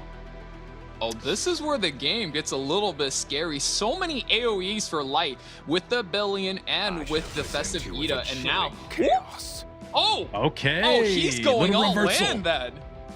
Oh man, we were just saying, you know, Yeah. like he can't really play slow here, but with the strays and potentially, do we see the GCK as well? I like the strays too from Light. It's probably going to be a ban bait, but because, you know, with the speed that SYC is showing, if that strays gets that turn, it's going to be just one of those units traded off quickly. So just like SYC did in the past, I like that. What does he pick on 5 though? Elagos being hovered? I don't know. About 20 seconds. I think he could go with a lot of options. I think Elagos is fine, Guard Captain Crow is fine, even that top model, Luluka is fine. SYC's already defaulted to a rather turtle composition here, so a variety of things you can do, and you just go for an elemental advantage. Crow. Defense scaling, lots of utility between stuns, and so much damage if he gets those soul burns going. And I like that situated into these green units, as well as being a defense scaler. He doesn't have to worry about the injury from Urban Shadow Shoe. Young Senya banned. Strays getting out. Not making it in the field. Have to eliminate that strays. Anytime you can't speed contest him, he just does way too much for the first player. And we start with Festivita. Soul burn. Souls on deck. You see a Taga Hells plus the Crow artifact. Another 10 souls on top. Let us begin. The Great Mortalix. Oh, I know. providing some shields. You're in for a surprise. She pounds the S3 into the belly and limiting her damage potential, and now I think Light bought himself a little bit more time and reaches everything all into this haste. Wow, Proof of Valor, that's so tanky. We saw this hand guy close games earlier, and this time we're soul burning the Guard Captain Proud too. Does this damage go through? Scorching Do we Flames! see a chunk of damage? Not bad, but that's still going to be a lot of activations he needs to clear that Blood Moon haste out. Need half HP more to go through. Just popping S3 Luckily, Apocalypse for the himself provokes. some time. Yeah, those debuffs, those silences. Now, hopefully some provokes come through for Light. Push back as well. Help me. What cool attack coming from the belly, and that's what he needs. The Counter counter. attack from the Morse. Still no defense break the set. Very fortunate. Now, don't be a And here we go. It's time out this earlier. The stun coming through. Look at that. What a sick animation. Pushing back too. Lots of control coming out for Light. fight a losing battle Make sure that haste can't do a thing. in this distorted world. Here's Nature's Restoration. Providing all the buffs. I can't breathe right. I don't really enjoy You it. A fiend. lot of fighting spirit in the Abyssal You Fiend. Take note of that. 80. You have to make sure we have answers for. We're taking a lot of time to get rid of this Blood Moon haste. Ooh, soul Now, consumed. the moment the Bellion goes, she's going to be full fighting spirit. However, all debuff does land. The fixed damage is there, but I don't think this is going to be enough. The both the Urban Shadow Shoe and the Yufiend should be primed and ready to go. Tank Yufiend, though, so not going to be the most threatening unless I'm reading this wrong. Counter attack. Another miss from the blind. Now with that speed down, though, we have some counterplay. We could get some lap action. Need to take out this haste, and then quickly take out the Euphine as well, because that trauma is going to clear the debuffs. This haste And is we have so that Mediator Quack tanky. S2. You're ready to rumble. That's what I see. For Try. game this much time. Not the Oh, delete. wow, that was Bellion enough. goes down. Plenty. Ooh. Now as we go into Frenzy 2. see some extras. Nothing in this world is free. And it doesn't look that good for Light anymore. And I think this, Oh, the oh no, shred! the extra attack from the haste, it just does so much to the hand guy. I hate hassle. Another scorching So I'll deal with you from the On crowd. slow burn, so it's gonna be AoE, less damage. It is enough to finish. And with the hand guy S2, however, the more barrier comes out. If you're scared, That's some extra barrier though. Right before this S2 Does this is kill? over. guide you on to the right. On the Yufine? It's not enough. That's just the amount of the barrier. Injury is too much. Yeah, the This more Urban Shadow Shoe in conjunction with the more holding all the counter attacks, reducing the RNG variance in this Urban is Shadow so Shoe 10 is bad. too much. ripping off his shirt, and then you're gonna go straight into the Abyssal Yufine trauma. The fear is on. It's all about the fear. It was clear I'd win from the beginning. And the GG is called. Light gets knocked out from the tournament. SYAC will move up with a 3-1 score. Oh my goodness. Feeling confident Wow, no pop off. versus has to go against Ice FacePump. cold killer right there. Yeah. Almost as if he knew he had the match all along. I think those were the least reactive, like for a 3-1 set that we've seen here. But you gotta imagine they're going through all the emotions. Light wondering what he could do better. SYC kind of a sigh of relief. What a game! That And haste. here we do see the more, even with only 1 kill, MVP of the match, solely due to the fact that it just kept the Bellion counterattacks under wraps. And one thing to point out, yes, Light did pick that Festive Ida on 3, but I don't think she got to see the full effect of She that did pop-off, where she got the extra attack, the additional damage, and over time, Urban Shadow Shoe just completely outvalued her, and as a result, walked over that Guard Captain Crown, the Mediator, and the Bellion, completely falling apart.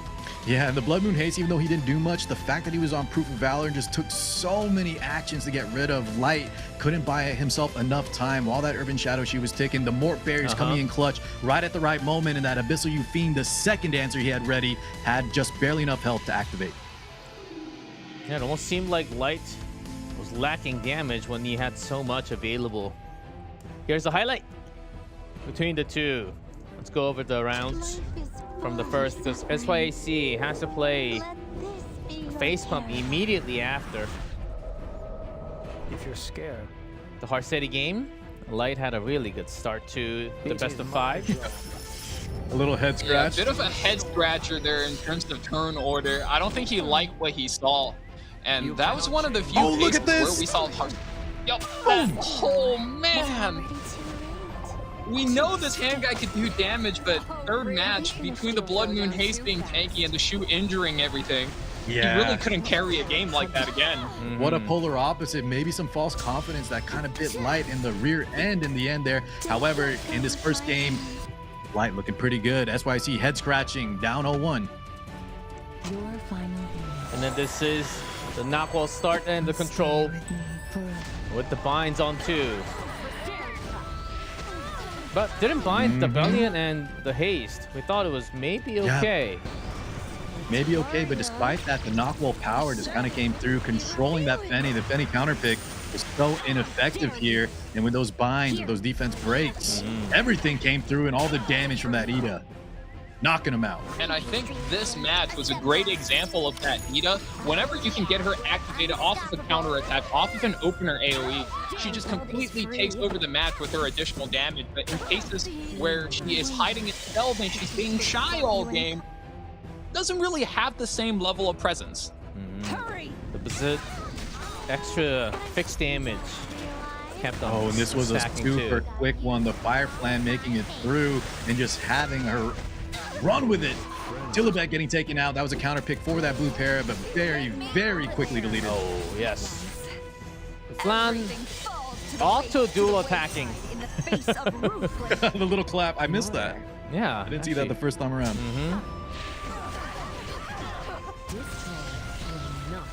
This was game And 4. here, originally, the tempo, the turn order looks so good for Light, Yeah, but it really did. oh, between the tank Abyssal Yufine and the Urban Shadow Shoe injuring and just chipping down not only the HP but the damage deal, dealt by these characters really let him out-tempo Light there. Yeah, and the Sweet Miracle plus that speed up from the shoe was able to counterattack. I thought Light was going to have that tempo advantage with all the debuffs landing, but with how many turns it took to get rid of this Blood Moon Haste, look at this shoe. That dual attack, so unfortunate, just everything not going Light's way. You're going to see a more barrier pop up as well, right in time to save the Abyssal Fiend. Even with that much control coming down from the guard, Captain Crow, Warwick and everything, the damage If you're was scared, just getting soaked up by that haste. Releasing these other three to pop off for SYAC. And the Mort finally bringing down the dragon. Mort rips that shirt off. You know, the party's getting started. And the party finished. With that, I think SYAC will be moving on up against FacePump right there. Ooh, what a series. Yeah, 3-1. 3-1. Wow. At a double. No interview again because SYAC does have to fight FacePump. Yeah. Very soon, after a few minutes. So, we'll see. SYAC versus FacePump. We talked about this yesterday, G-Clef. Let's see how much homework they did, right? Because they didn't know which opponent was going to make it through. We were both saying we thought Light, by the way, G-Clef. Now we're 1-1. A little fortunate. Guys, we needed more energy, spirit energy for the side of Light. But SYAC, you got to give him props, man. What a dominant finish. Yeah, my pick'em's completely boomed today, and as a global enjoyer, I'm in shambles. But as an RTA player, guys, make sure you're repping Light, and next time you see him live, go say hi, go tell him he did great. Because for me personally, I think to go from 16th seed in the global brackets to make it all the way here to day 3 of main matches, I think that's an accomplishment. It is. It already is. And he also gets the prize pool and also the frame of being in the main matches. Of course, your realistic goal, I think you really want to be in the top 3 or even the champion.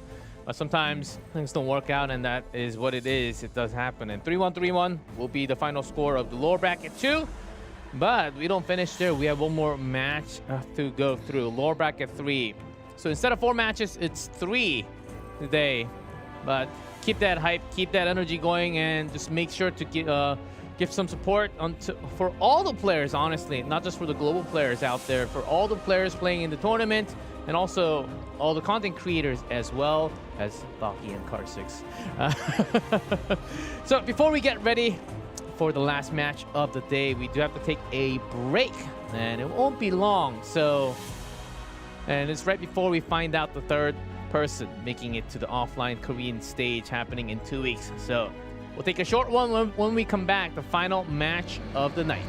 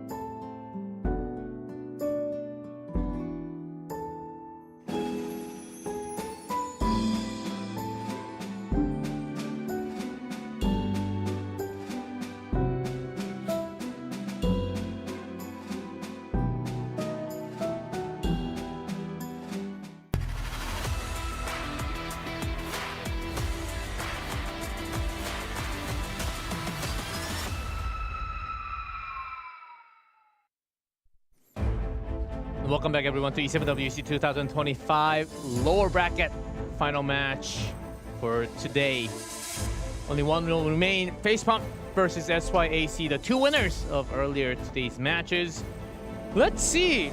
Very different in play style, and we know what FacePump wants to do. Probably had some time to change the equipments, but did he really have that much time to change his game plan? I don't know. SYAC had somewhat of a less time to change the equipments and so on, but very different in style. FacePump, can he cleave the way into that top 3? And SYAC, we've seen that Blood Moon Haste. Can you cleave that character with that much HP with proof? I don't know. There are some lots of questions, and I'm sure a lot of you were thinking about the same thing. Ta-da! That's today, day 3, live. Extra leaves, extra golds for everyone. Put those codes in, and I'm sure we will also have that pinned on our chat as well, Twitch and also YouTube. Thank you all for watching. This is the moment that you've been waiting for.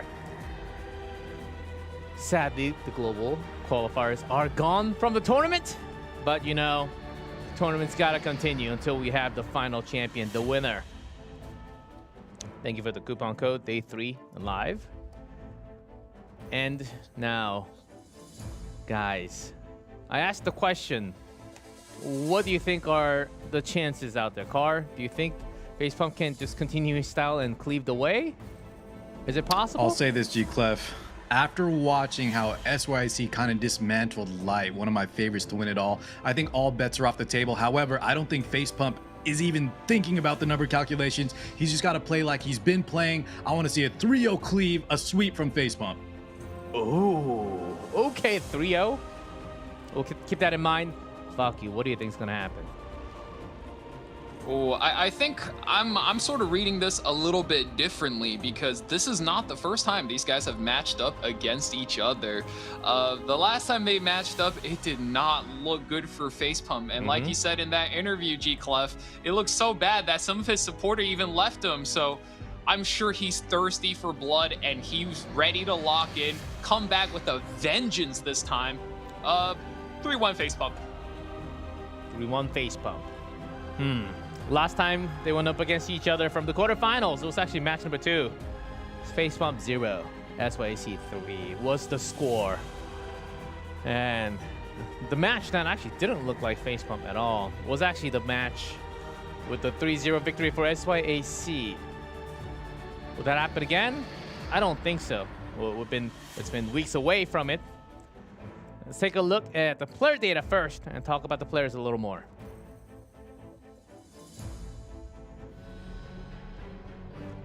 Here's FacePump.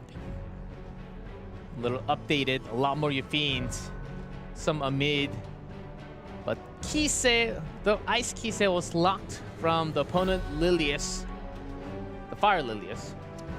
Maybe SYAC, after seeing that, might have a different answer against that Amid, but there's one, at least a guarantee. And Valky, yeah, the mid hasn't been as effective. Oh, sorry. Go ahead, Val.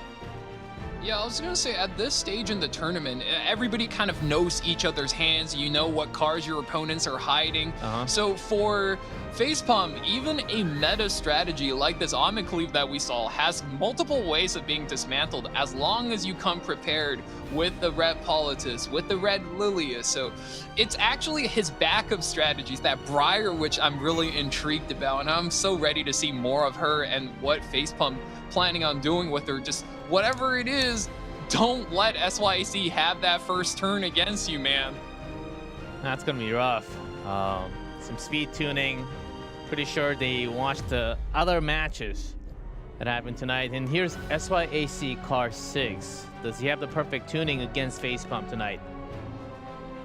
I think he's in very good form, man. I think SYAC terms of the top 8, kind of a sleeper pick. A lot of people were underestimating him, but he was dominating early on, and how he played against Light right now, I think he is going to be extremely, extremely scary for FacePump. He's just got to kind of navigate the field. He's a lot more of a flexible player, so if he can draft extremely well around things like that fast Briar Witch, if he did his homework, SYAC could take this one. Looking like that Urban Shadow Shoe is one of the key hero for SYAC today. Let's see if they go through or get stolen away from the opponent, both having some data on each other from watching the other matches. Here's a head-to-head record, 5-5. Win rate, of course, very high still. First turn win rate, slightly higher, slightly lower, because this is the updated version now. But we'll see if the hope from Asia FacePump makes it in, or a second player from Korea, SYAC, goes up to that top 3. Yeah, and I think this is the first time in any matchup that we've seen where the players' stats are so tight. I mean, exact same head-to-head win-loss, and their win rate so far has been really close. First turn ratio, first turn win rate, just neck and neck as well. This is going to be a tight matchup, if anything, and I'm really hoping FacePunk's got the spirit, the guts with him this time to hold strong and stick to his playstyle and play what he knows. Those matchups that he knows so well look so clean. Huh. The camera's on for both players. Looks focused, looking good. Yeah, FacePump looking locked in. SYAC though, very, very disarming in his demeanor, right? Even against when he won against Light, you didn't see too much emotion there. So, you know, cool, calm, and collected. This guy's a killer. Lower bracket 3. The match is on. Round number 1, FacePump on the left, SYAC on the right. Basarunka, Briar Witch sniped from SYAC, Harsetti and Lone Wolf Paragon from FacePump. Yeah, I was saying if SYAC does his homework, that Briar Witch, a lot of players underestimated. She's so fast. Now he locks in that re-knock in the first pick. That could be trouble. We know the first pick player generally has a strong advantage coming into this, but FacePump sticking to the game plan. We've seen them, this is I think the 3rd or 4th time we've seen this now, the Luna into the Euphine. Very adaptable on the ladder. You think this is a very flexible opening, but we know FacePump is posturing for that Ahmed off the 3rd pick. With Zio. Whoa! That's something you don't want to immediately see. dropped the Zio, steals the first turn away. Oh my god, he's also hovering. Okay, yeah, maybe not on the lock spot. Afternoon Soak Flan, we've seen how effective this character is. Insane damage, and she's gonna be band protected. That's why I see teasing us a little bit that I can speed the way out of you versus FacePump. Maybe you think a little mental, little I mind know, game some action. message Yeah, sent to the opponent. I think that was the intention, right? that's part of it. Because you don't. It's a lot of emotional damage because we know FacePump is a player that likes to vie for the first turn, try to get that control for himself. Now he has to pivot Solitaria to hold the red flan, as well as the Infinite Horizon Acades just generically to try to sequence out any debuff. What I am worried about here is that Renak has no mitigation coming in, so she's going to be able to wreak full havoc if FacePump does not just force ban that first pick. Yeah, and if he doesn't force ban that, that's maybe why he kind of pivoted. We saw in the past where instead of Solitaria, he goes over the top with things like Ran. Successor Teiyu comes out. SYAC's draft is looking so scary. A lot of damage. Oh man, we've seen the Spirit Ice Link do so much work for aggressive comps, but Zio and Successor Teiyu is such a strong combo. I don't believe we've got to witness them work together yet. It's just been banned away every single time. And banned away again, indeed. However, now the Renox coming through and there's no mitigation. The damage is going to be so high. Can FacePump survive this? Will be the question. Lost a single target damage. And the game's on. I'll show you what the true Starting with vessel is Zio capable for of. SYAC.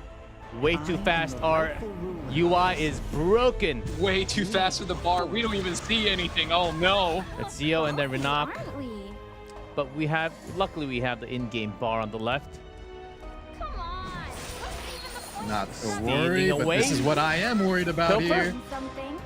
Go On for a little bit of Acades. stats from the Infinite Horizon Acades coming through. Uh-oh, she might pop like a grape here. Oh my god. Instant kill. And Solitaire is almost dead too. I've Decrease got this. events. Some AoE damage. And look how many souls SYC has. He's so positioned here. Just such Bam. a first turn advantage. Solitaire getting taken out. And the second. Takes out the Solly. It's a 2v4 already. This is looking really bad for FacePump. However, SYC needs to still play this endgame out. His team comp is almost entirely out of gas. The Spirit Eye runs Damn. a protection scheme that's going to get him another turn. And finally takes a little bit of HP off the Luna as well. S3 comes out, looking to secure their turn team's future. And you saw there that she had no buff, so the Nimble Sword procs weren't in effect. Still enough to knock out the Solitaire. Now the Fire Flan's going to be able to get some focus. Sending in the Koi Fish. Going to do some big damage to the Moon Luna. It's hollow justice. Almost It's on gone. there. And now I think this is the only chance he's got. You got to soul burn this Luna and hope you think he gets the job done. Oh, no but soul burn. Renak is closing in on your team. You're going to have to hope for a counter or something once the seal comes through.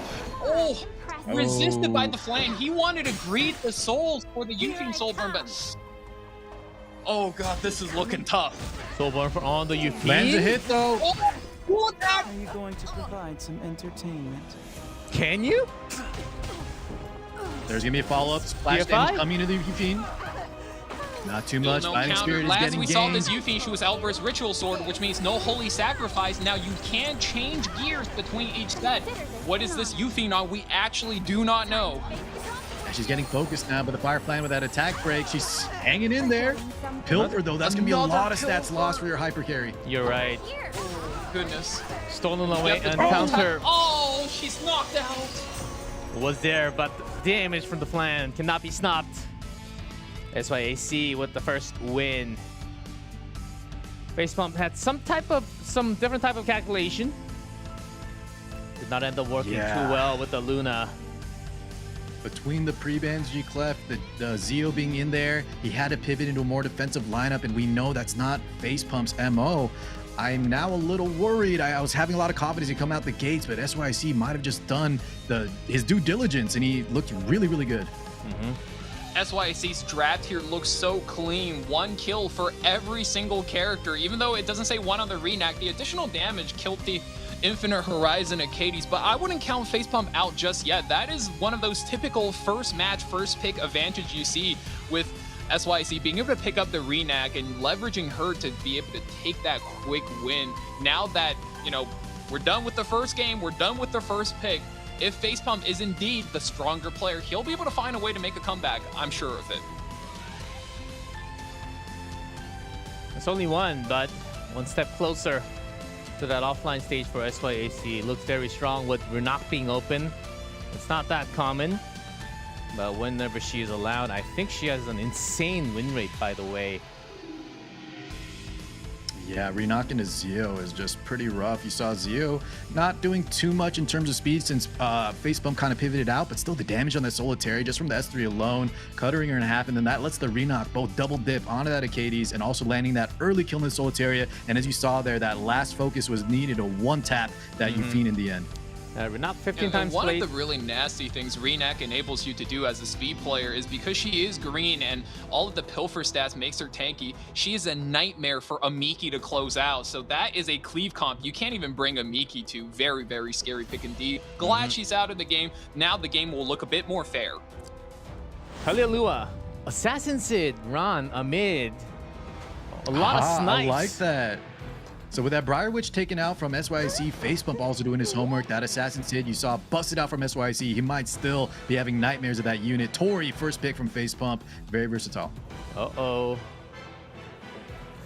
Some mental damage again from SYAC.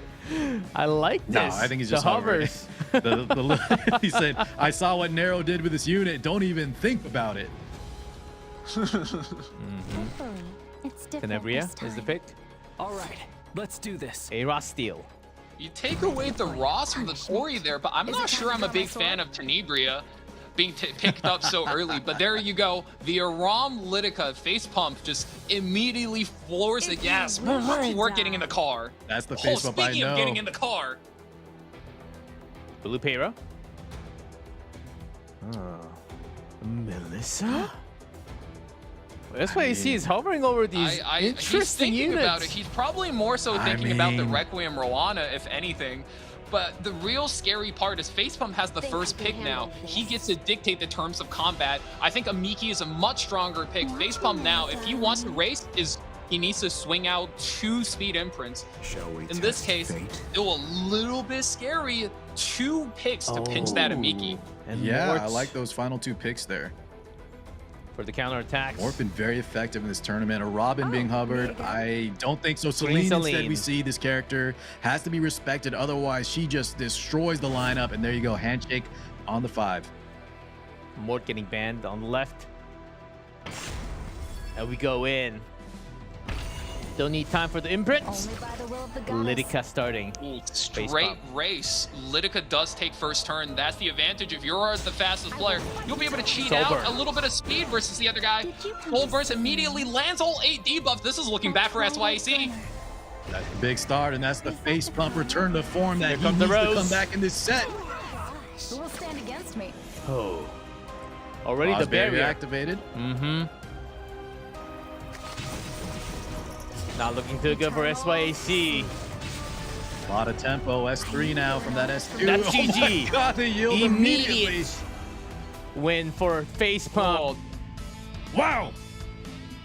that was so clean. A ROM turn coming up next, and we've seen that one plenty of times. Surely to pull the Requiem Roana again, and we're looking to set back SYAC even more. That was a really well-fought set, and FacePump really gambling on the fact that he is the speed player, he is faster, and he will gear gap SYAC. That was a, you know, as much as I hate hyping up a gear gap victory, that's how you do it. I mean, that's kind of the game plan he signed up for, right? With that Briar Witch gone, he's got to flex that Lidica, and it definitely worked out there. Yeah, that was almost a Tory, I would say a bait. SYAC just got baited 100% with the Adventurer Ross. And picking Tenebria that early might have hurt him a little bit. FacePump on his game plan. Now 1-1 tied in this best of 5. Back in game, but the problem is now Rinok, Zio, those heroes might just have to be pre-banned again. I think so as well, especially for FacePump and how he plays. He's going to have a lot more room to breathe, though, in this situation. But as we've seen, SYAC definitely experienced when the games go further. FacePump's kind of got to close it out sooner than later. Yeah, and I think if FacePump wants to keep up this tempo, he just got one back. And guys, once again, we see the first round first pick player go up 1 and the other player completely reverse sweep him. We saw that twice today. If this is indeed the 3rd time we're going to see this, that's how you do it. You have to take away the Zio and you have to take away the Renak, and bada bing, bada boom, there she is. Can't allow those The for spiritual SYAC. energy here. Oh, Festive Ida and Luna Band on top. Yeah, I like the Luna, especially. FacePump has shown it hasn't been super effective, but he does like that Better unit. stand down. Oh, a Veronica coming out early. We're going in I again. wonder what that might mean. But Briar Witch Oh, is that a on, speed though. imp- Oh, you Print. know. But yeah, Valky, what do Maybe you think? seeing a girl with a sword, Maybe? an eye patch, maybe some, you know, Who's a next? passive where the Oh my God, like it's it's the other stolen! way. Okay. SYAC! Oh, I think that was too. Wait a Was that too If, telegraphed? guys, I hope if FacePump we has a know, plan he B. certainly knows. That's You know, my guess. Most people on the ladder, if they draft like this and you just steal the BBK, they actually get really stun locked. And I hope FacePump, for his sake, actually has a backup plan here, because this is something that happens a decent bit. Surely, right? Oh man! Not only is he known for BBK, but that Veronica was just screaming that that was his game plan. Come on, FacePump. I know we got a game plan. We got a backup. Why? Go to the You flow know chart. who I am. Knockwall straight after that fire flan. He was showing that he has expertise with his character, very skillfully locking down his opponents. Knockwall for the bind and steal. Steal. With the damage from coming down from Flan. Might be doable. Yeah, and I think with the Luna ban away, Nockwell just gets you so much value here with that seal. Every character he's playing against has a passive, but as you go with the extra turn, the Moon Bunny needs to come out. So that denies the Nockwell a lot of ability to play the game, and the Veronica as well. But if you leave both character in, then it becomes a new paradox where the Veronica can trigger the Bunny, in which then Nockwell can take away all of her buffs. So this becomes a mind game for both players. Once again, a little bit of a 50-50, if you will. Fiend with the burns? Not only the burns, but also a very strong cleanser, right? Because we got to respect that knock wall. You could also got to respect a lot of debuffs coming out from both Sea Phantom and that Veronica. I like that Holiday Fiend on 5. It's a decent pick. If you're a little bit lost about that pick, it's because one, she's an evasion character, which is decent into Nockwell, and two, her passive resists combat readiness pushback, which makes her great versus Sea Phantom, both of FacePump's openers. Not a bad pick, but once again, dude, oh my god. FacePump gets really creative with the picks here. Another Fairy Tale Tenebria. You can Soul Burn to activate Red Flan as well as that Bunny Dominion, and then take away all of her buffs. That's crazy. Both players was trying to counter this ban pick one at a time. There's a lot of mind games, both in the picks and in this post ban. Veronica the Holiday ban. and the Veronica. So the Fairy Tale is going to make it through. That's a rare occurrence. Taking out the speed. We'll see. And we start with the Spirit Isoline. Her order is everything. Oh no, that is so bad for FacePump. FacePump, the Soul With Burn. full buffs, you can say goodbye to this Fairy Tale. Oh, that is a heartbreaker. The game plan was there, but opener Spirit Isoline completely takes the tempo out from under FacePump, and now stuck in a very, very compromised position. Yeah, we could kind of see that this was the moment. This was the intention from SYAC with the Veronica ban, but FacePump with the remaining 3. How do you like this? Here's a seal on the Bunny.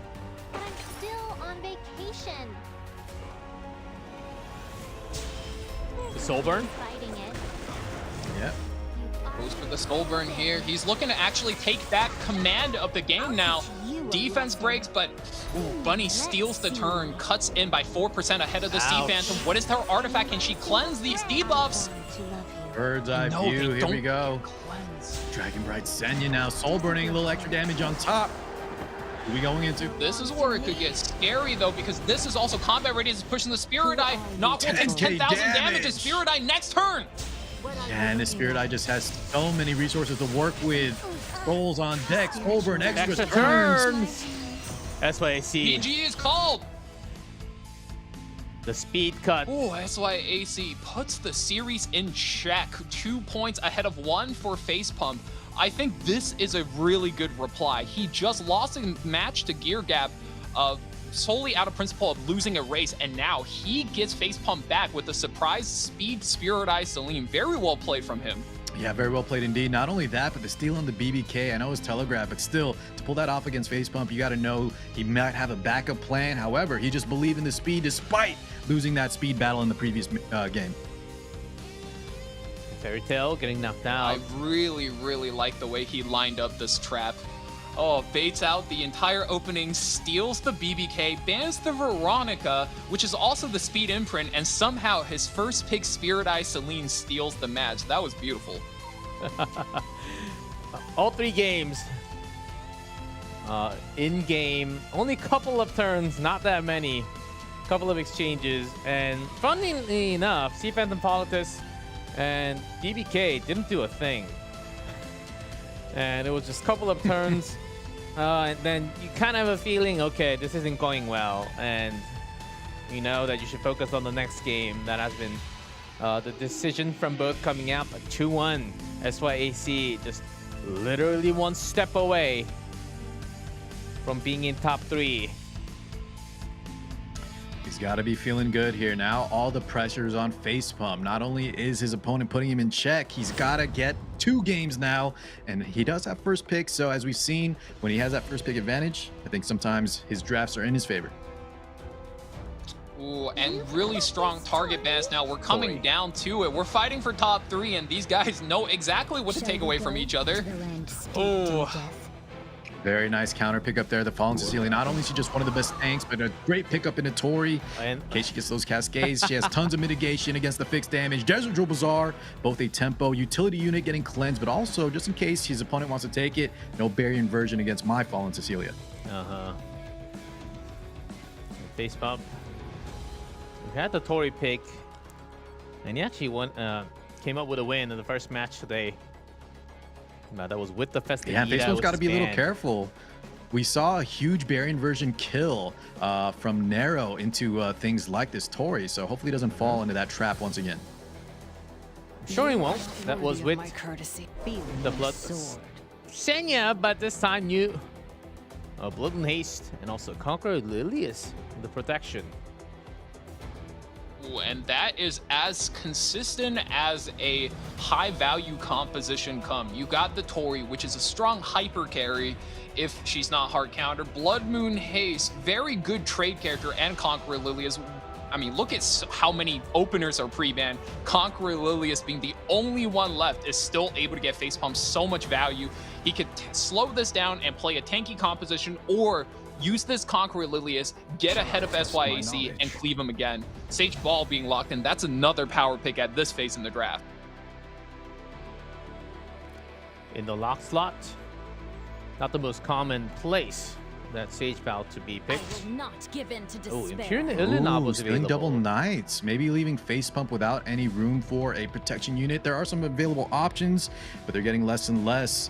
So now, you know, the Illinov, the Fallen Cecilia, it's going to cut off a lot of damage on the side of FacePump from both the Blood Moon Haze plus that Tori. However, as we were saying, the Conqueror Lilius is still extremely strong. Her getting through here in Game 3 is quite a miracle. But SYC's draft looking indomitable. Indomitable is right, and that is the unique buff Imperial Illinov brings, and completed with the Fallen Cecilia, it's just so tanky.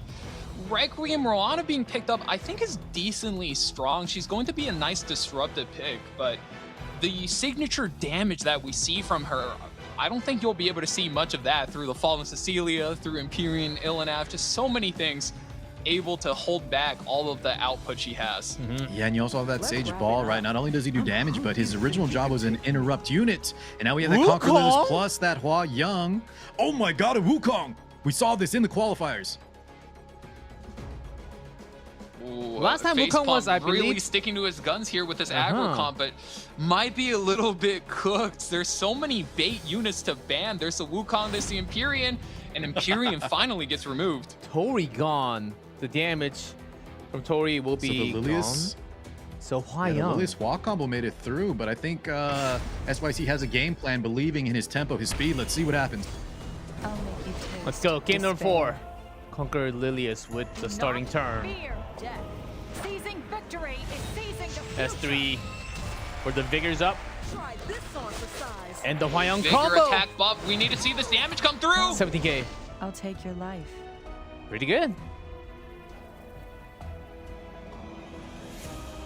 But can you I'll make you kneel. soul burn? Soul burns into the safe ball. We missed the defense break, but 2-turn provoke may not be the most effective. This damage is gonna come through. Brings it down. needs to hit. It needs to be a banger. Oh my! FacePump! Oh my And god. the pair with the Requiem Roana! Aren't in the question was the. We left up the combo, opting to ban the Tori, and we're paying the price in real time right now. No wonder FacePump wants to play this Hua Young man. so many times today. Blue Slash comes in, PJB down. Only one Wukong attack down left for SYAC. FacePump looking Just like he's clutching soul this. burns. Soul burn comes through. Yeah, but even the Oh. Immortal King, the Monkey King himself, is not going to be able to 4v1 this. Watch me now, It's gonna be tough. He does well in Rift, but not against the 4 in PvP. Pick up. 2-2 tied. We're going to the final round. Wow! FacePump. That Wave Hua, the He Summer left up Hua the Young. combo. I think he was hoping he'd get some interrupt, right? Either from the Sage Ball, something to kind of interrupt the game plan from FacePump. Otherwise, you were playing with fire, leaving up that Conqueror Lilius and that Hua Young. You saw the damage they can pump out, the synergy. Someone said Wukong solo 1v4 is incoming, but Not in this case. Oh. You know, whoever said that, I just want to say I admire their optimism. I mean, if you look at this here, both players, actually, I would even say all inning on winning this match. SYAC kind of leveraged his next game too, picking out both of the premium knights, and both Fallen Cecilia and Empyrean Illinap really wanted to anchor the health of his characters, protecting his units against the overwhelming speed and damage that FacePump brings. And I think FacePump also did the same thing. Conqueror Lilius on third pick. That is, I think, the only good cleave opener left to his name. I think SYAC's target banned them all, man. Like, you have no more options left. What is both players going to play in Game 5? That is such a huge question, and I'm so hyped for it. So hyped. With this many bans, now likely FacePump with the second pick. SYAC will get to choose. And that Spirit Eye Celine is also open if he chooses to put that up again. All the way to... I feel like maybe a pre-ban needs to come through, because we've seen G-Clef how strong that Spirit Eye Celine, and we've seen the speed on SYAC's Spirit Eye Celine if it's the same one. Oh yeah, it was indeed very fast. It started breaking things from the beginning. Spirit Eye Celine banned, C Phantom Politics, BBK ban along with that. Okay, so it's really going to test the metal of FacePump. How much in his roster does he have left in this Game 5 in the Lunatic format? I don't know if he's been in this situation before. He's going to have to bust out all the stops and get creative. And Carl, you mentioned this flan, and FacePump is not a Solidus guy. Yeah, so we saw in Game 1, right? He tried it, and what happened? You know, he was on the back foot. The Acades just getting deleted. The Solitary not very effective against that Renock. It could be a little bit of a different story, and he might not have options left to kind of go over the top. So he might have to kind of acquiesce. I don't even Solitaria, know anymore. not Once here. again, we're going for the tried and true anchor in the Abyssal Euphine. We have seen her drop a match to this red flan, so he needs to be cooking something. This cannot be his trump card. This needs to be one of the insurance policies. And once again, we're setting up another speed imprint in this Veronica. No BBK to play. Okay, so we're kind of establishing both our roles here. Knockball in the opener is very nice, though. Yeah, that's something you have to respect. However, we have some speed imprints, so FacePump trying to come over the top right now. FacePump going all the way in. SYAC commits the knockball on 3, thinking FacePump is completely out of speed openers, and there is just one that managed to slip through the cracks, and not just anybody. Elagos, the boss himself, actually designed to be able to one-tap Afternoon Soak Flan, but now all he needs to do is secure the first turn, and on top of that, make sure he has the damage load, because Blue Crow, if you don't finish him off, he will be swinging back, and he hits hard. Oh, that's what I see. Did see him leaning back after the pick of Elagos. Oh my God, Blooming 2-2 Litica. scenario. I'm at the edge of my seat. Blooming Litica now comes out. FacePump. A lot of aggression with that Abyssal Euphine anchor. Maybe another speed imprint on 5, depending on what SYAC picks my here. God. He has to get that first turn. Martial Artist Artist Ken bites into Wyong. Okay, those That are is great such pickups a on 4 and good 5. The Martial Artist Ken is just a good anchor. Also going to be strong into the things like Abyssal Euphine when she's countering. Also, just the new buffs he received not too long ago could just start punching them in the mouth. And the Lionheart Sirmia comes down.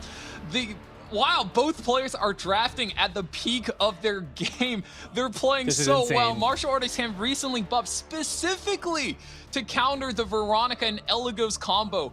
And wow, gets to stay in the game. Bystander Hwayoung is the one banned out. Lionheart Sirmia being traded. With the bans.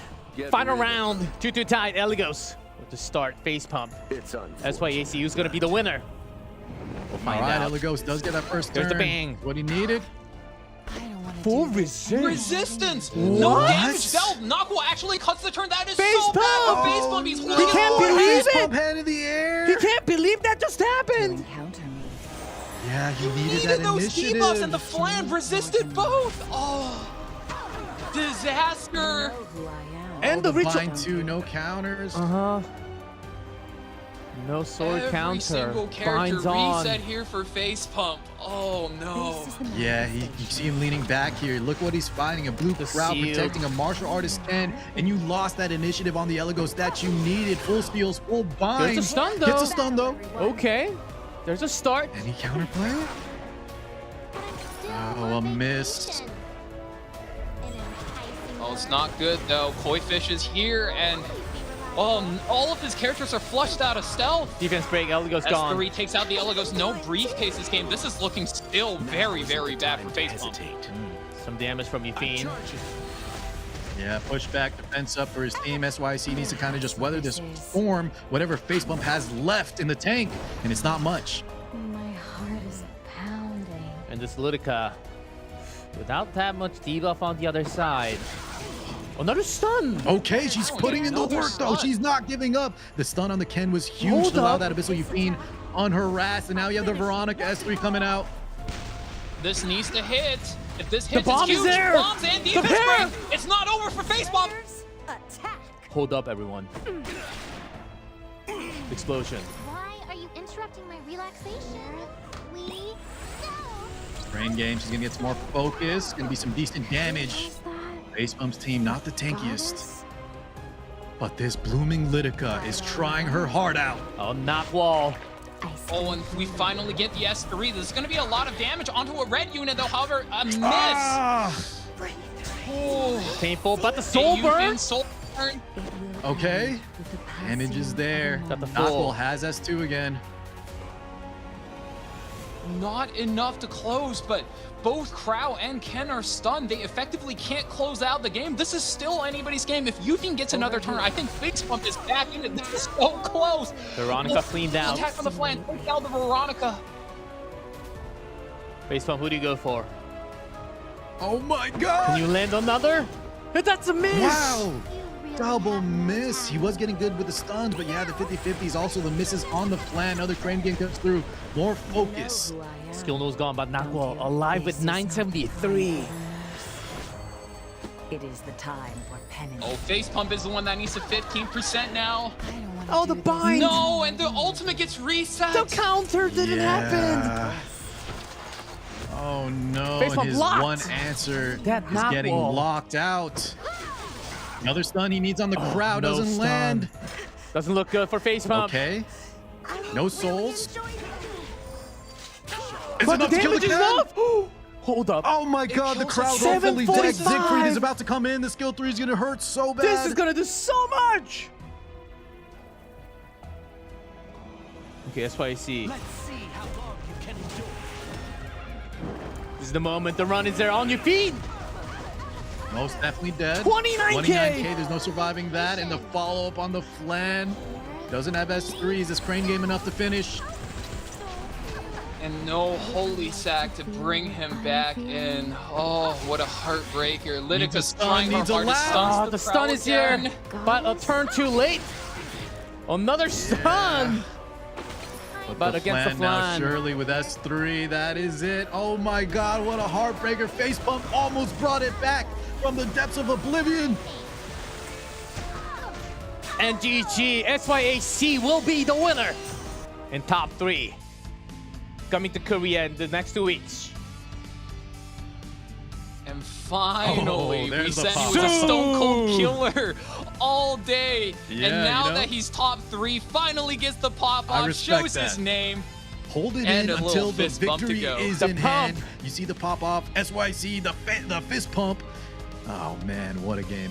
What a back and forth, a best of 5, man. Props to FacePump, man. That he's got to feel it. The triple resistance from when he got the hit on, when he had the hit from Eligos. Oh man, imagine the feelings. Yeah, the RNG was kind of just back and forth. That Eligos was just a heartbreaker, but then he got some clutch stuns, and then the trade-off once again, right? Lady Luck, not in his favor when it came to the elemental advantage. A lot of missed hits. That was extra turns he needed against that knock wall. It was such a back and forth, though. What an entertaining game to round out It certainly today's matches. One of the best games in the main matches, certainly. The ban picks, the mental fight between these two was amazing. The Ken Hwayoung and Sermia couldn't have been better. This pan pick. Well, G-Clef, sometimes you highlight when units don't do anything, and poor Ken, I was hyping him up, right? And yeah, he kind of got locked down and just chipped away into death. Yeah, a couple of stuns, and when the characters are stunned, they can't really do much, so we know. But still, he's providing his presence Okay, let's go back and have the highlight, a replay of this best of 5. Yeah, first turn, Renok was grabbed because of pre-ban. First match was all the Renok show, and I kind of just want to take this time to highlight, you know, not only was this a tight series, but also FacePump kind of overcame a lot of odds against him, not only in the main stages, but in the Asia server regionals as well. Coming up first round into one of the favorites, Elf Mage, into loss of Heir, some really tough opponents, and he really clawed his way to make it to the point he did today, into the top 4, which I think is pretty impressive.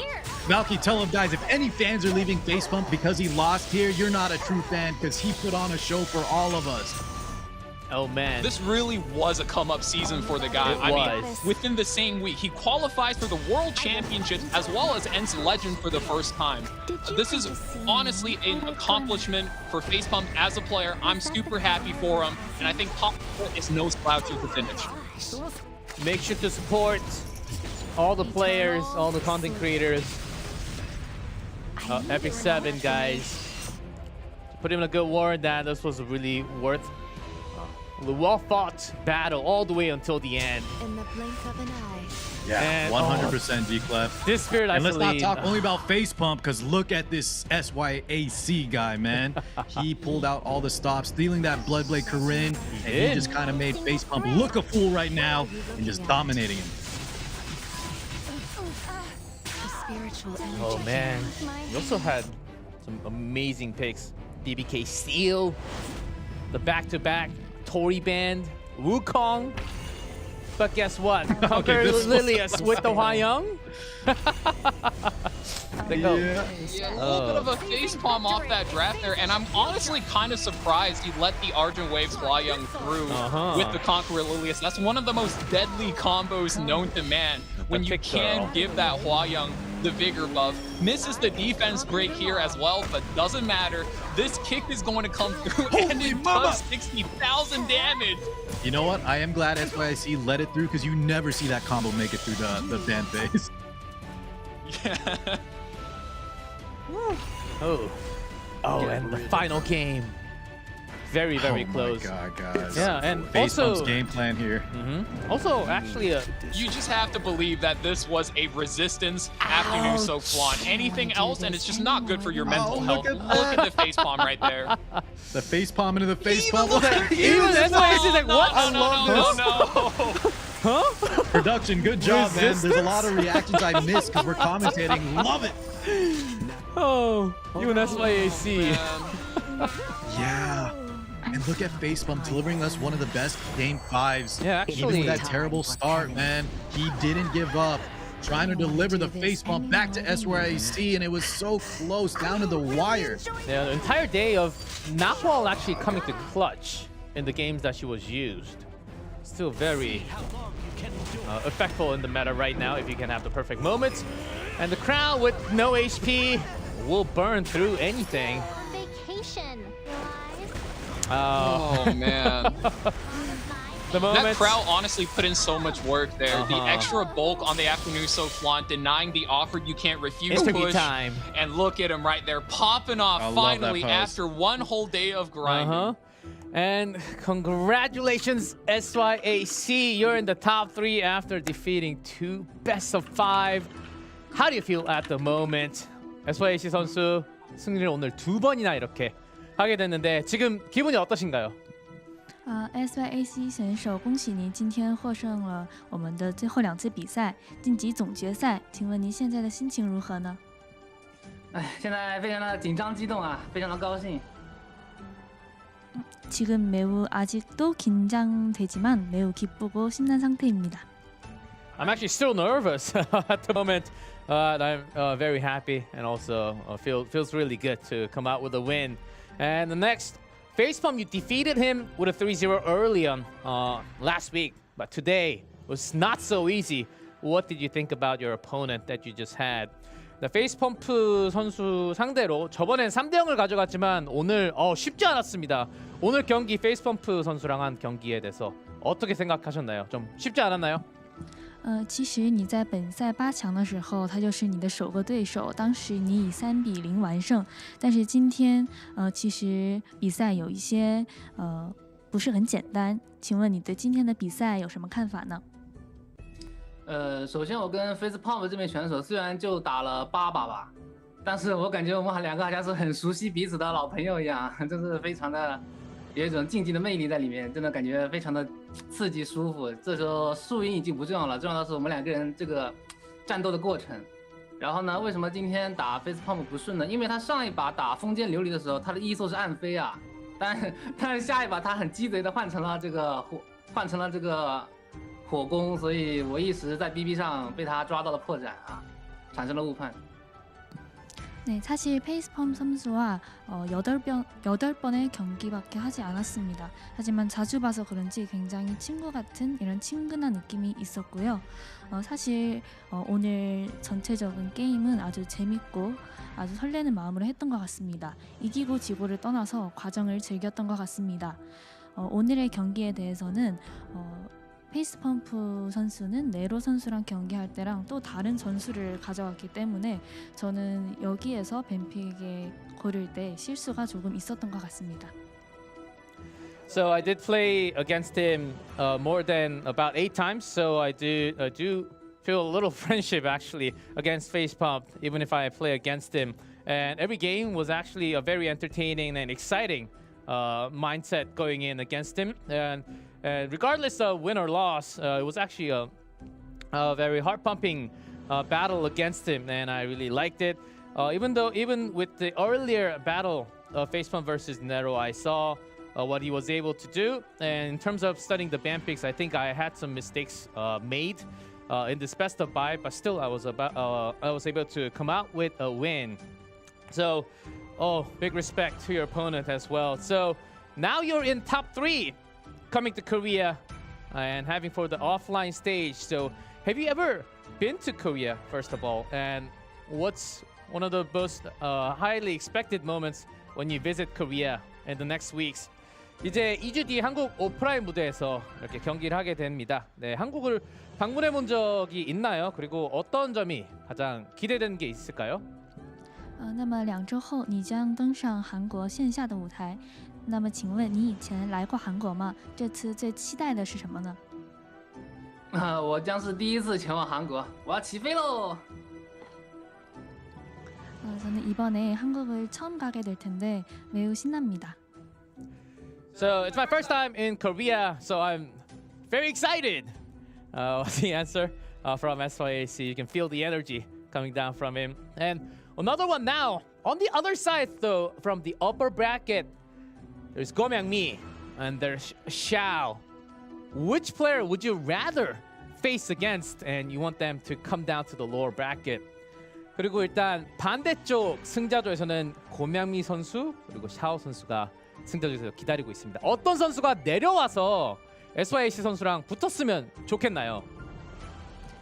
那么为了夺得冠军，你必须要面对孔苗米还有小雪乃其中的一位选手。那么你更想面对哪一位呢？我想要打孔苗米，我要报仇。 저는 고명민 선수와 함께 한번 붙고 싶습니다. 복수를 이루겠습니다. I would like to face against Go Myung-mi and take the revenge if I can. That's the word. And okay, and also like to close us with the final words. Any shout-outs you would like to have as you get into the grand finals with top 3. 그리고 이제 탑 3만이 남았습니다. 네, 마지막 파이널에 임하는 각오 듣고 인터뷰 마무리하겠습니다. 那么最后面对总决赛，你的决心是什么呢？ 放心吧，我要打爆所有人，然后夺得第一史诗这次 WC 舞台的冠军。 네, 여러분 기대하셔도 좋습니다. 이번에 1등은 제가 가져가겠습니다. Guys, get ready and expect a lot because the champion slot is mine. The Wars from SYAC, thank you so much for the interview and we'll see you in Korea. SYAC 선수 인터뷰 감사합니다. 한국에서 뵙겠습니다.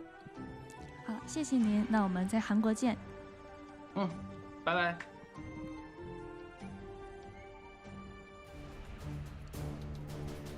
Wow. Strong words coming out of SYAC, looking for that championship slot. Of course, you're in top 3. You should go all the way. But man, what a day, brothers. Car 6 Valky. This has been some amazing, fantastic. I love only 3 matches, but I loved the matches and the band picks today so much. Some stylish action. Oh. I love Epic 7. I think today encapsulates everything we love. There's back and forth, there's dominations, and there was a bit of friendly rivalry as well, as SYAC highlighted. What a positive guy, and it was really fun watching the series and his story develop. I know. Seriously, from the varied units, the buffed units, not only that, you just see a lot of counter picks, units you would never see. I think the Lunatic format is just such a success here. Players able to, you know, show off their skill, their counter picks, and just have a lot of variety. I'm so entertained, and we're not even done yet. I know. These players actually use that Lunatic format to have those extra bans, thinking about the round after even. So they're really thinking hard about their strategy and the type of units that they bring on the table. The match result 3-1, 3-1, 2-3. If you missed any games, make sure to go and watch it because you had a lot of counter to counter to counter, not in game, but as in like a band picks coming out from the players, understanding, doing their homework. Really a fascinating game of E7 coming out to the fullest, I think, was the action. But now we will have the top 3. SYAC joining Gomyangmi and Xiao Xuanai from the upper bracket finals. The loser will drop to the lower bracket finals, and that's versus SYAC. Those 2 will be best of 5, but the catch here, grand finals, best of 7. Imagine the amount of heroes you cannot play in game 7. We go back 4 years at least. I would love that, please. With that many bans. And again, if the winner from the upper bracket final loses the best of 7, we get a bracket reset for the player that never lost a best of 5. So there's a bracket reset for the winner from the upper bracket finals. So that's something you should keep in mind. We'll explain that once again when we get to the grand finals happening in 2 weeks. Oh, Gomyangmi, Xiao, SYAC, who's going to take the entire tournament? I don't know, but it's going to be wild, and I'm going to love it. I loved it so far, but it's going to be even better for the last day. Oh. So we'll start with Gomyangmi versus Xiao Xuanai. That's going to be hype, max hype, and they have plenty of time to do homework. So I'm expecting some greater things to come out. And the losers drops to fight SYAC immediately after. And this is all happening on the same day offline. So the tingles can certainly be there when there's 1,000, more than 1,000 people in front of you. Very good point. They're all going to be in person in Korea, and we've seen sometimes the in-person nerves is another thing you have to factor in for these competitors.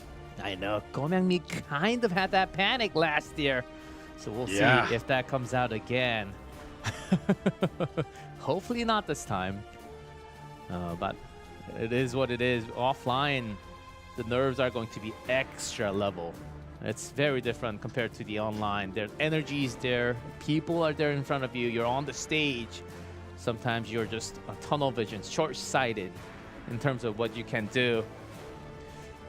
So that's happening later. Not next week. We take a break next week because all the players have to travel to Korea and make sure they get seated. We have to also record a little bit, take an interview, make sure they look cool when they walk into stage and all that. So we have a break next week, and then but the weekend after will be the finals, September 6th. September 6th, boom, there we go. Will be the finals happening on Saturday UTC. Depending on the time zone, it might be a Friday night, but Saturday over here. Any last words before we close? Valky, Car 6? Valky, you want to go first? Yeah, I mean, it was just a really awesome time watching some of the best Epic 7 with one of the best communities in all of gaming, and it's been my honor to be here, and I'll see you guys in 2 weeks. Thank you, Valky, again for joining. Same thing. Scar 6. That's Yeah, exactly the Valky same. said it well. The community, the production, the competitors, they put on a show. Always a pleasure to cast with you guys. Today, I think I've had some of the most fun, and you know, the entire E7WC has been a blast, and we have one more show for y'all. I can't wait. I know, these players are just super creative when it comes down to their strategy and ban picks. Thank you everyone for watching through the lower bracket. We take a break next week, and when we come back, it's going to be the last day of the E7WC 2025 Grand Finals with the top 3 in Korea live at the venue of Yes24 Hall. We'll be there. See you, and you should all be there as well. See you guys in 2 weeks. Have an epic day.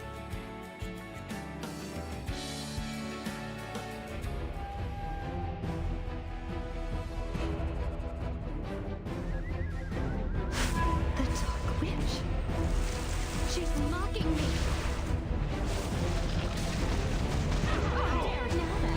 Shall I give you that?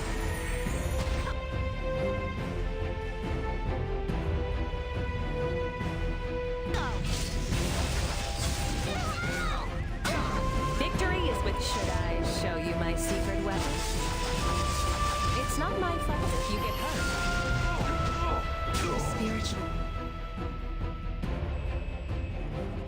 How do you like this? Well, let's begin.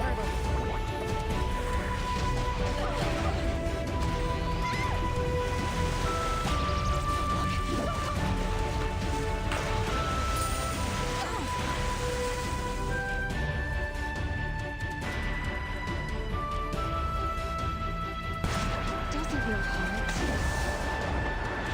belong to me?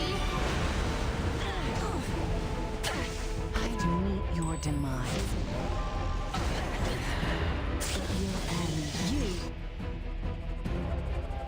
Life is full of suffering.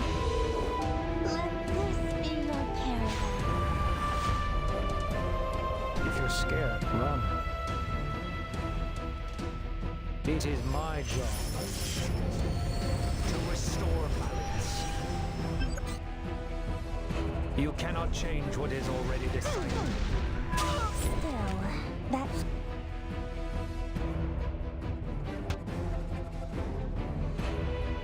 Hurry! You don't realize I've got you all of my things. Going out with friends is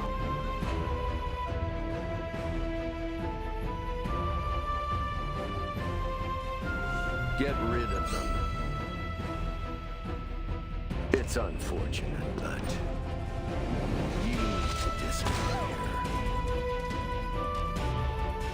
I don't want to do this any more than you do.